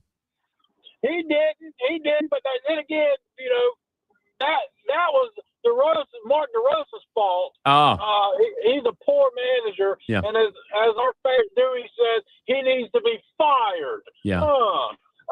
But it's gonna be a good weekend. I'm on the way home, left work a little bit early, gonna fire up the grill, and then I'm gonna sit in my chair till 1 a.m. watching basketball. And I'm just gonna sit back and pretend the Gamecocks are playing in the Sweet 16, and pretend this is 2017 and the Gamecocks are winning. I'm just going to be happy. I'm going to eat some food and hopefully get a return on an investment tonight. Well, Cole and I only differ tonight on the Iowa-Nebraska game. Otherwise, we both have Purdue, we both have Arizona, we both have Houston. Who do you got in Iowa-Nebraska? Oh, this was a tough one. But I went ahead and I'm taking Ben McCullum, and I'm taking the Iowa Hawkeyes. But as I've said before, I'm telling you, Tommy Lloyd is 0-3 in the Sweet 16. And Arkansas right now is just playing really, really good basketball. And as much as I hate John Calipari, I picked them to win the national championship. So I've got to pick them to win tonight. And that's my upset tonight. Text line and says, ask Tom how his kicker is doing. Ha, ha, ha, ha, ha. Talking about your promo. You have a promo running about your – I think that's what Buckeye Mike's referring to. The fantasy. Remember that, Tom? When he got jury duty in the middle of the season. Yep. I mean, that still fires me up. Who in the world does that? Yeah, I'm with you. Yeah, but jury duty's Monday through Friday, Tom. Football's played on Sundays. Hey, professional football is seven days a week, 24 hours a day, 365 days a year. You got to keep your body and your mind right. And jury duty is not a way to keep your mind right. Tom, you're the best. Go Gamecocks. 844-326-3663. That was Tom in Somerville. Tolos, let's get in on this thing. What's got you rattled today? What's buttered your biscuit, Diesel? What's got you upset? Maybe you're not upset. Maybe you're happy. I'm feeling pretty good, to be honest. I mean, the pollen's not hitting me nearly as hard as it is you. It's killing me. And I feel bad that you're getting smacked with it this year. Usually I get it pretty bad too, but not this year. It hadn't really crushed me yet. Usually, though, I'm in like a late season pollen. It's kicking my tail. Yeah. And you're right. I'm in good spirits. I don't have anything great. Like, I don't have anything pressing to moan and complain about. Other than having to drive here every day on 85, which I might have cursed 5 or 6 times on the way here because of 85 traffic. But I've only been saying we need a loop for years, right? Started up there in Duncan, take it all the way down to like Williamston, just go around Greenville, and then you can just run in like little spokes on a wagon wheel. Yeah. So I'm with you. I'm feeling good. This weekend's supposed to be nice. Like Tom said, we've got March Madness Sweet 16 tonight. How could you be upset about that? How could you be upset about tomorrow's slate? A big sports weekend, and this warm weather's got you kind of itching for the Masters here in a couple of weeks. So I'm excited. Good to see Pinsman Sports on the YouTube stream. 93 Tolos watching there. You can watch the show live on Twitter, Facebook, and YouTube. Next up, Diesel, let me get my button ready. Hold on. All right, now I'm ready. You ready? Yep. Dan B. What's up? Dan B. You are now free to move about the cabin. Yeah. The answer is it's another one bites the dust. You could make a case. You could make a case for Bohemian Rhapsody, but the problem with that one is nobody would have ever heard that song if it wasn't for Wayne's World. So, get out of here. They didn't even start playing it on the radio until Wayne's World. Besides, was in the movie. I would argue Bicycle or maybe Fat Bottom Girls or Crazy Little Thing Called Love. Come on now. Don't Stop Me Now. Anyway, you're right. You could go forever on that. Yeah. I missed your answer. I think you answered my question about the ABS system. Yes. So, I mean, it didn't sound like it failed at all. It did exactly what it was supposed to do. Let's play the audio so you can hear it. I believe this is from the Yankees broadcast, but I'm not positive. Here's the audio. For 2. Oh, sorry. That's the Barry Bonds audio. Let's go. Let's do this one. Second one instead. On the inside corner, and he wants a challenge. Here's your first challenge. Jose Caballero. Gabby thought that was too tight inside. Let's see what we have. And it is. Oh, man. It's just in there. Call confirmed. New York has 1 challenge remaining. It was called a strike high and inside. It was high and tight. But when they went back and looked at it on ABS, I mean, it barely caught that rectangle. And so it turns out that the call on the field, the umpire was right. Correct. Yes. So what's the fail? I don't. I think failing was just the wrong one. Maybe the fail is the player tried to call an umpire out for getting it wrong, and the player himself was wrong. Yeah, I think the player failing. Yeah, ABS failing, player failing. The player was unsuccessful, I think is what he meant there. Okay. Yeah, we're all on the same page. How was the Oh, go ahead. I'm sorry, Dan. Didn't mean to interrupt I you. was just saying, Nebraska game. Ooh. Obviously, I'm rooting for Nebraska. I'm not high hopes. I mean, I forget who was joking about it. When was the last time 5 white guys won a championship? It was in a movie called Hooters. So, I mean, it's kind of what we got going on there at Nebraska. But yeah, no, I'll be rooting for them. I mean, go Big Red. Is it all white guys? I think at any given time during the game, not to turn this into a race conversation, but I know. But at any given time, if you were to turn to the game, you could see 5 white guys are on the court. Usually on the bench. The only time 5 white guys get on the court's the warm-up line, Dan. Yeah. So this is a fun game. Yes, rival. I think so. And you're going with Nebraska.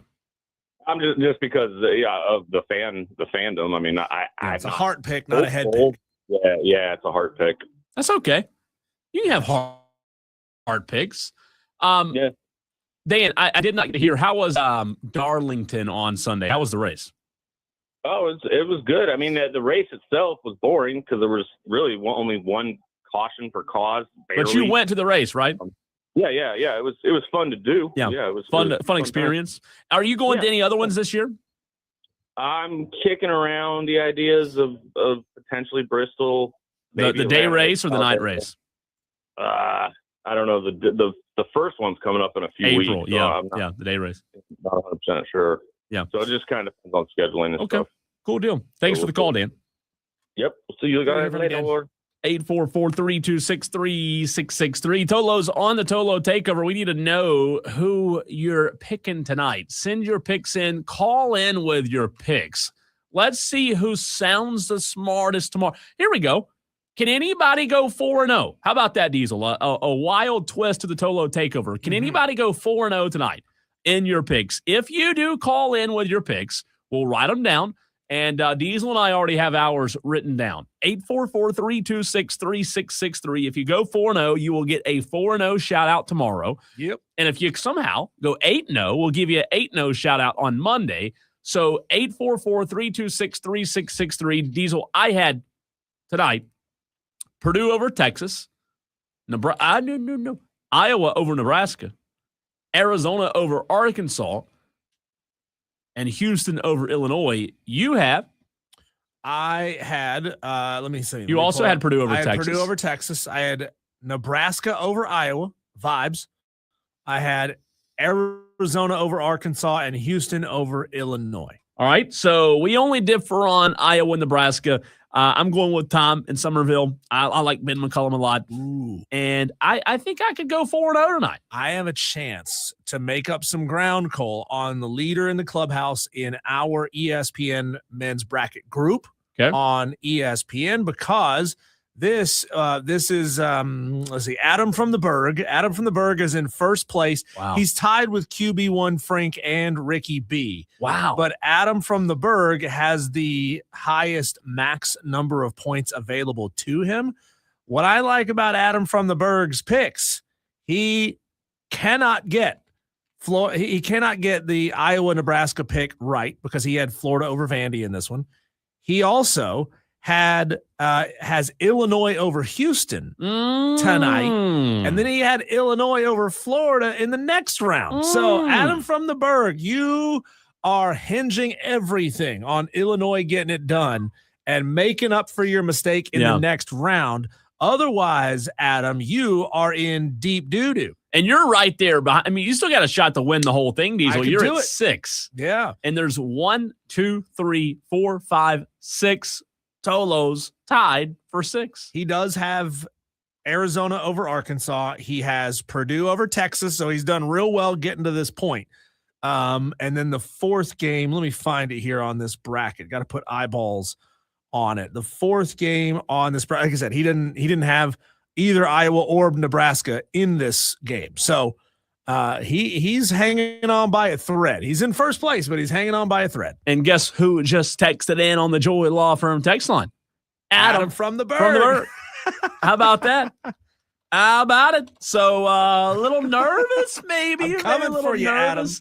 I'm on your ass. I like it. There's a lot of Tolos log jammed right there. Dan B says, I'll go Nebraska, Arizona, Texas, Houston. Those are his four tonight. He's swinging big with Nebraska and Texas, 2 underdogs. Wait, no. I don't think Nebraska. I think that line moved a little bit. Nebraska's favored. Nebraska's favored by 1. Here's the spreads tonight.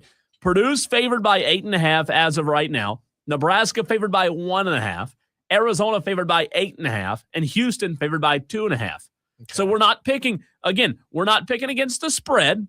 We're just picking simply based on who we think is going to win the game, right? And would love to hear what your picks are, Tolos. 844-326-3663. I believe we have gotten the leader in the clubhouse, Adam in the Berg, to call in. Adam, really? Is this the leader in the clubhouse of all Tolos? Hey, Adam. What's up? What's up, guys? How are y'all? We're great now that we get to hear from the man and how in the world you're in first. Can you shed a little light? Can you give your secret? Man, I don't know. I just picked a couple of upsets and they happen to hit. I don't know. We'll see. So Adam's got 540 points with a max of 1780. QB1 Frank is right there with you. So actually you guys are tied. And then it's a fall off to the max for Ricky B. Puppy Monkey Baby falls off even more than that. Mike DeBritzi, Palmetto Buckeyes. And then it's me back there in 6th place. So I'm right there behind you, buddy. I'm 20 points back on you. So how many folks do you have in the Sweet 16? How many do I have in the Sweet 16? Give me 1 second. I'll pull up my bracket here. Yeah, I'm making him nervous. Hey, while he's pulling up his bracket, Adam, winners tonight. Ready? Rapid fire. You ready? Call them out. Yeah. All right. Texas, Purdue. Purdue. All right. Iowa, Nebraska. I got to go with Iowa, man. Okay. I like it. Arkansas, Arizona. Arizona, for sure. And Illinois, Houston. I got to go with Illinois, man. Ooh. That's my pick. That's your pick. That's what Diesel said, right?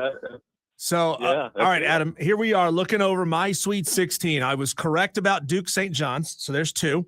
Right. I was correct about Michigan State, UConn, so there's 4. I was incorrect about both Iowa and Nebraska, so I get no credit for that. I was correct about Illinois, Houston, so I got 6. I was correct about Iowa State, but not Tennessee, so I got 7. I was correct about Michigan, Alabama. That's 9. I was correct about Purdue, God, you but did not good. Tennessee. That's 10. Yeah. And correct about Arizona, Arkansas. So I got 12 out of 16. Wow. 16. I think I've got 14 out of 16. Woo. So, I mean, I don't know. There's a chance, Crushing it, man. But if Illinois falls, I'm done. You're done. Good luck to you. Appreciate you being in the challenge, and thanks for the call. Thanks, man. I'll see y'all. Adam from the Berg. He is your leader in the clubhouse. Oh, I cannot wait. That's spicy to make tonight really interesting. Diesel needs Illinois to lose, right? Adam needs Illinois to win. Did I say that right, Diesel? You need Illinois to lose. He needs him to win. Correct. You need Houston. You want Kelvin Sampson tonight. Houston, there is no problem. Wow. Houston's going to get it done. I like it. I like it a lot. Hinging on tonight, not just from the loser, their season's over, but more importantly, the wire-to-wire bracket challenge. It's a lot more important than people's season being over. So I'm like also killing it in the women's bracket. Well, yeah, you should be. I have the favorites win. Hey, I don't know. See, I tried to look this up yesterday. There's like 26 million men's brackets that were turned in. Yeah. I'm in the top like 500,000 or so. But for the women's bracket, I couldn't find out how many women's brackets were actually turned in. But I am currently ranked 195,782. And I am doing better than Darinoka. Feel good about that. Mm-hmm. Doing better than Randy Scott from ESPN, Freddie Coleman from ESPN. I'm kicking their butts, man. How about it? Who'd you have winning it all, by the way? South Carolina. See, I have UConn winning it all. Okay. Hey, click on that real quick. And there's still one perfect bracket left in That's women's. insane. Who is in your Final Four in the women's? My Final Four on the women's side. Let me scroll down here and find it. I've got South Carolina beating UConn to go to the finals, and then I've got Texas beating UCLA. So I've got a rematch I kind of did that one for fun. I may fall apart in the Final Four, but I wanted to see that South Carolina-Texas rematch for a title in Phoenix. My Final Four, UConn, Notre Dame, UCLA, LSU. Well, Dewey would say you need to be fired for not putting South Carolina in there. That's what I was sitting there looking at. Wait a minute. Who do you have South Carolina losing to? No, I'm sorry. I said that wrong. My Final Four, Diesel, is UConn over South Carolina, okay. Texas, and UCLA. I gave you the wrong ones there. So my Final Four, UConn, South Carolina, Texas, UCLA. We have the same Final Four. Yes, and I have UConn beating South Carolina in the Final Four. Mm-hmm. I have Texas beating UCLA, the national championship. I have UConn beating Texas in the national championship. Ooh. That's mine. Be a good one. That's my prediction. So that'd be a good one. We shall see. A lot of big news today, Diesel, in the coaching sphere when it comes to college basketball. One in particular with Will Wade. And guess what? His old AD at NC State's already throwing shots. I'll have the audio. LSU. Why is it always something spicy with LSU? Will Wade heading to Baton Rouge. We'll get into that and other coaching news next.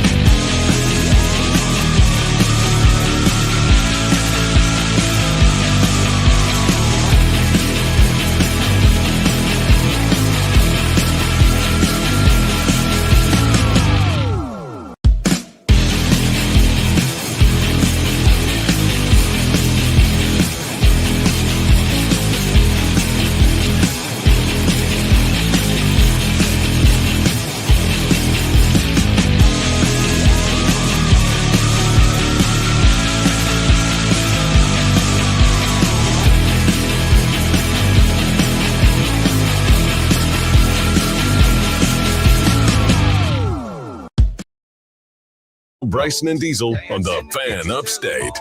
Well, Tolos, we want to hear from you. All show 844-326-3663. We see on the Joy Law Firm text line, Buckeye Mike texting in. He says, I can't call, though. These sod installs I've got. I mean, they've just got Buckeye Mike so busy. But, Mike, we appreciate you listening. Always appreciate you being a Tolo. And, hey, be careful. Don't work too hard with those sod installs now. We don't want you getting hurt. You know, do it now before it gets too hot. Get your back aching too much there, Buckeye Mike. Play-by-play JB gets in. He says, I totally forgot to turn mine in this year. I'm winning the ones I'm in. I am defending Tolo champion. That is a strike on you, play-by-play JB, for not submitting as the champion. You should be trying to defend your crown. And hopefully get back in next year. Adam says, you guys are great. Any chance you could hit on some high school baseball sometime? Dorman is solid this year, 3 or 4 D1 commits. They are solid. I've seen them once, Adam, and I'll see them again, I'm sure, very, very soon. They've got some dudes. Boiling Springs has some dudes as well. And you're right. There is some really, really good talent in the upstate. I like Jack Jolly a lot at Dorman. They're going to be tough to beat in the playoffs. And yes, we will mix some of that in. I promise you, coming up soon. Especially, I think we did have 1 or 2 coaches on last year during the playoffs. So we'll absolutely try to mix some of that in, Adam, because I love baseball, especially high school. And it is you're right. There are some studs in the upstate with some Division I commits all over the upstate, not just the upstate, but the entire state of South Carolina. All right, this is fascinating audio, Diesel, a big story from earlier today. And the biggest news, not related to the Sweet 16 tonight, is the fact that Will Wade is headed to LSU, headed back to LSU, per se. And it did not take long for the AD at NC State to start firing some shots. Can you believe that? Why would AD start taking shots at his former coach?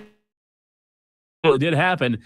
Bob Corrigan, opening statement after Will Wade's decision. I think Philip Rivers said it, right? And thinking about who we are, what we are, the Wolfpack ain't for soft people. We're going to go find a coach that agrees and understands who we are and what we are. For the past 7 years, we built a culture in the athletic department based on trust and accountability. We got coaches that want to be at NC State.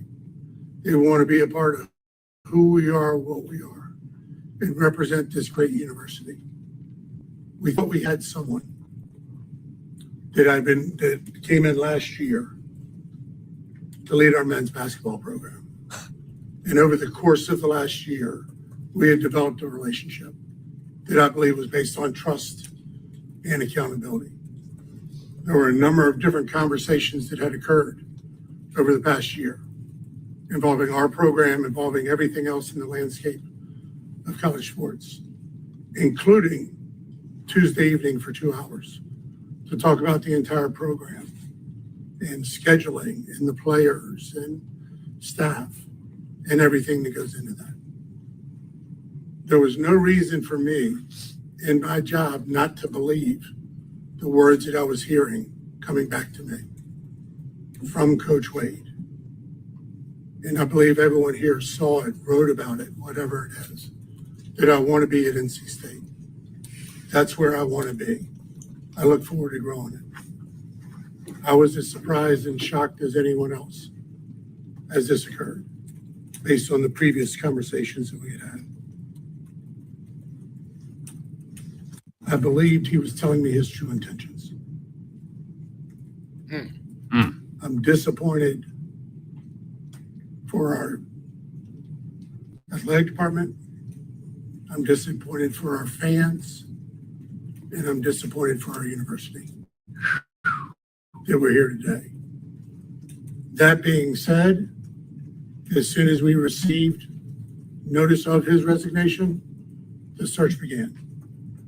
And we are committed to finding the next coach for our men's basketball program that wants to be at NC State, that understands who we are, that understands that we're a tough school, that understands that we're a great academic institution, that understands that our fan base has variations and can embrace that. Oh, you don't think he's salty, do you?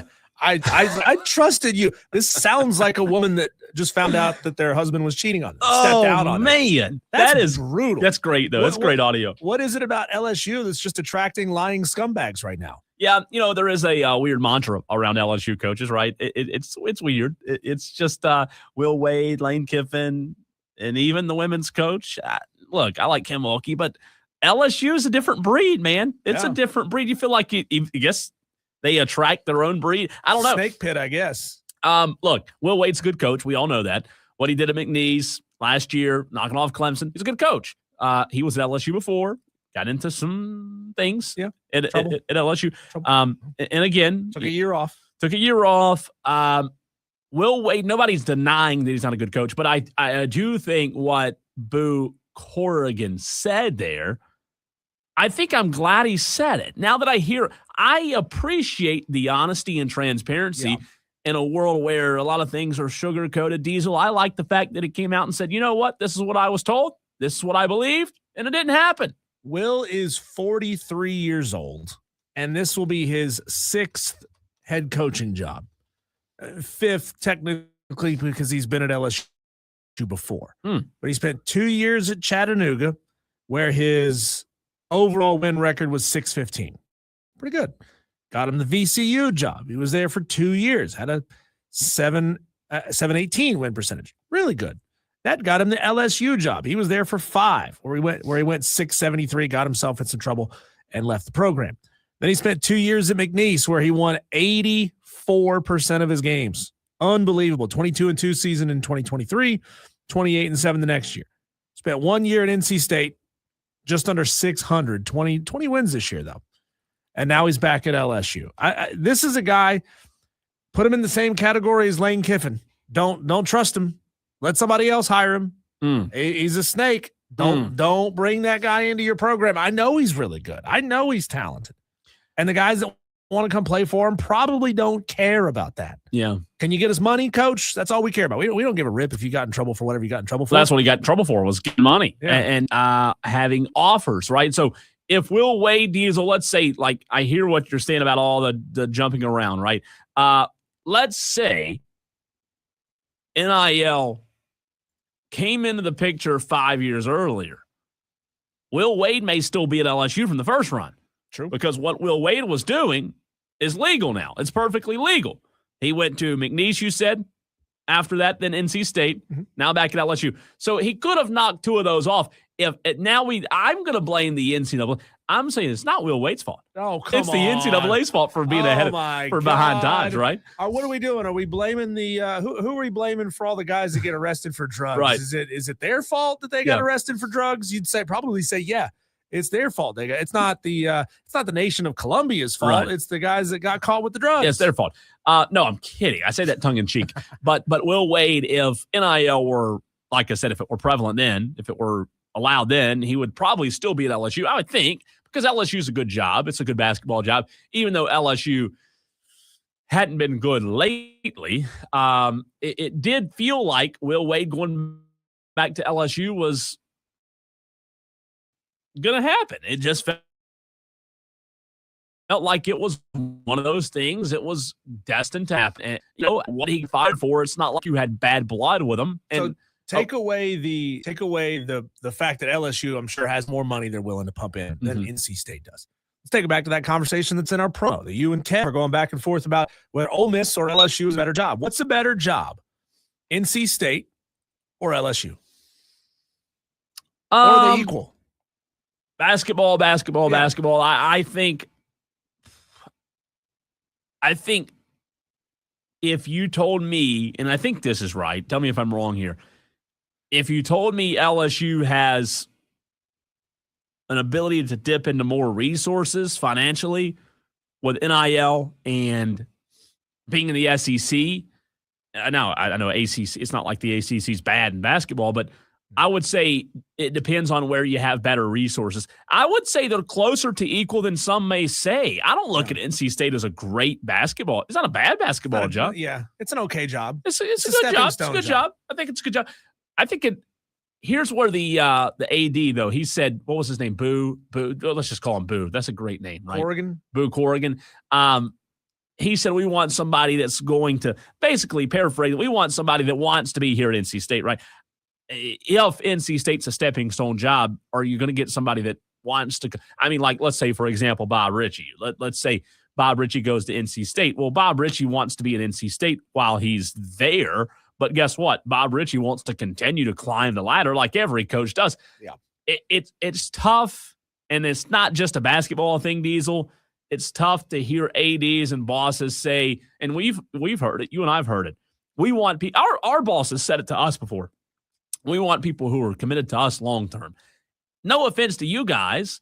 No offense to NC State, Diesel, but I want to continue to grow and exceed the expectations and continue to climb the ladder. A lot of people want to do that. So I don't think it's a bad look on NC State, but you do want to continue to go where the money is, right? Money's a big part of it.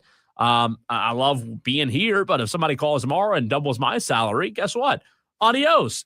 Money talks. So it's not a bad look on NC State, but I think it does beg the question of, is NC State truly a destination job? I think for some people it may be. Just depends on who the coach is, right? How long until the Cokie Riley NOLA.com article comes out interviewing Will Wade?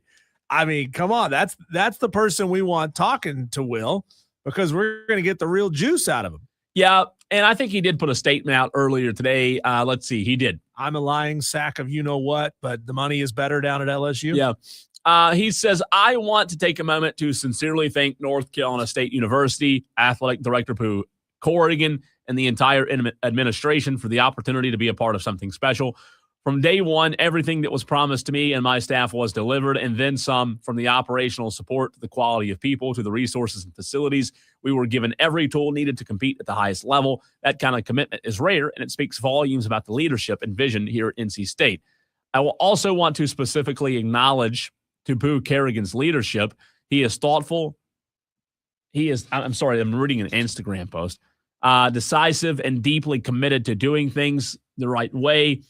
NC State is in very good hands with him leading the department, and I have no doubt the program will continue to thrive under his guidance. This was not an easy decision because of how much respect and appreciation I have for the program, but the opportunity to return to LSU is deeply personal. It's a chance to go home to a place that means a great deal to me and my family. Can you read that part about loyalty there again? It was about about a third of the way in. Yeah. Loyalty, commitment. He's like, they have loyalty and commitment. I don't, but they do. That kind of commitment is rare, and it speaks volumes there about you go. Yeah. The commitment that they gave me is rare. I should be thankful that I got that kind of commitment from NC State, especially after the entire college basketball world knows that I'm a lousy cheater. It's legal now, but that doesn't mean I wasn't cheating then. The whole college basketball world knows I'm a lousy cheater. They gave me my shot to get back into big-time college basketball, and I said, F you. I don't think I have as big of a problem with Will Wade as you and a lot of people do. Yes, he did cheat. I had not acknowledged that. It was cheating then. It doesn't matter if it's not cheating now. So, look, I'm not going to get hung up on him saying that he was committed to NC State beforehand, that he wasn't going to leave. All coaches say that. Nick Saban said it, and then what happened like a month later, right? So I don't have a ton of beef with Will Wade. He did bend the rules or try to, and that got him, canned at LSU, his first experiment around. But I see more positive with Will Wade than I do negative. So I'll differ from you. I won't be as harsh on Will Wade, but let's see what he does at LSU in a very tough conference, by the way. I don't know. I got a problem with people that abandon commitments, right? I mean, you committed to that program. They committed to you. And ultimately, it meant nothing to you, Will. It meant nothing to you. It's like Cole, let's say you get married for the first time, and your wife's a 7. She's a really cute girl. And then all of a sudden, about a year into your marriage, you meet a 9. And that 9 Well, she's great too. So you just immediately divorce your wife and go marry the 9. Is that not worthy of being called a scumbag for? With marriage, yes. With profession, no, in my opinion. People change professions every day. So I don't look at the changing of profession as big of a deal as you do. I think people just change professions way too often in sports, and not like way too often like they shouldn't change professions. I think you go where you're happy, right? Wherever you're getting compensated. But like I have a contract here, right? And I'm on a contract, but if somebody doubles my salary, commitment be dang. I mean, I'm sorry. I just look at it as the word commitment has no meaning anymore. The word commitment is just a buzzword that you put in your statement. It's part of a statement. You put it in there. Committed for now. I'm committed. Yeah, exactly. I'm committed for now. I like it here. They've really committed to me. I've committed to them. Oh, no, not committed anymore. See you guys. And I think transparency is important too. Like your boss knowing. I think it's important for your boss, even at that level with NC State, for your boss to know that, hey, I'm committed for now, but if somebody calls tomorrow and offers me a 40% raise, I'm out the door. And I would tell my boss that here. I'd say, look, I mean, yeah, I'm committed for now, but if somebody doubles my salary and I get a job making, 30% more, then I'm not committed anymore because, at the end of the day, we have to pay the bills. You have to have money. So I get it. I do get what you're coming from, but I don't know. It's tough in college sports. It feels like is just in this big, what was the ride? You got on the pony and rode around in the, at the fair, Diesel. You got on the pony. Not the Ferris wheel, the one. Merry-go-round. Merry-go-round. Around and around and around and around. And somebody's leaving here to go there. It just feels like a merry-go-round in college athletics as far as coaches go. It feels like it's turning into a tilt-a-whirl where you get whipped around and everybody's throwing up everywhere. Yeah. Speaking of LSU, Cole, speaking of coaches who don't actually honor their commitment, I got some Lane Kiffin quotes to get to in the very next segment, and we'll bring back that audio from earlier. Chad Morris, the new OC who's been there before at Clemson, has some thoughts about his quarterback room and whether or not Christopher Vezina may be getting passed or not. We'll talk about it next.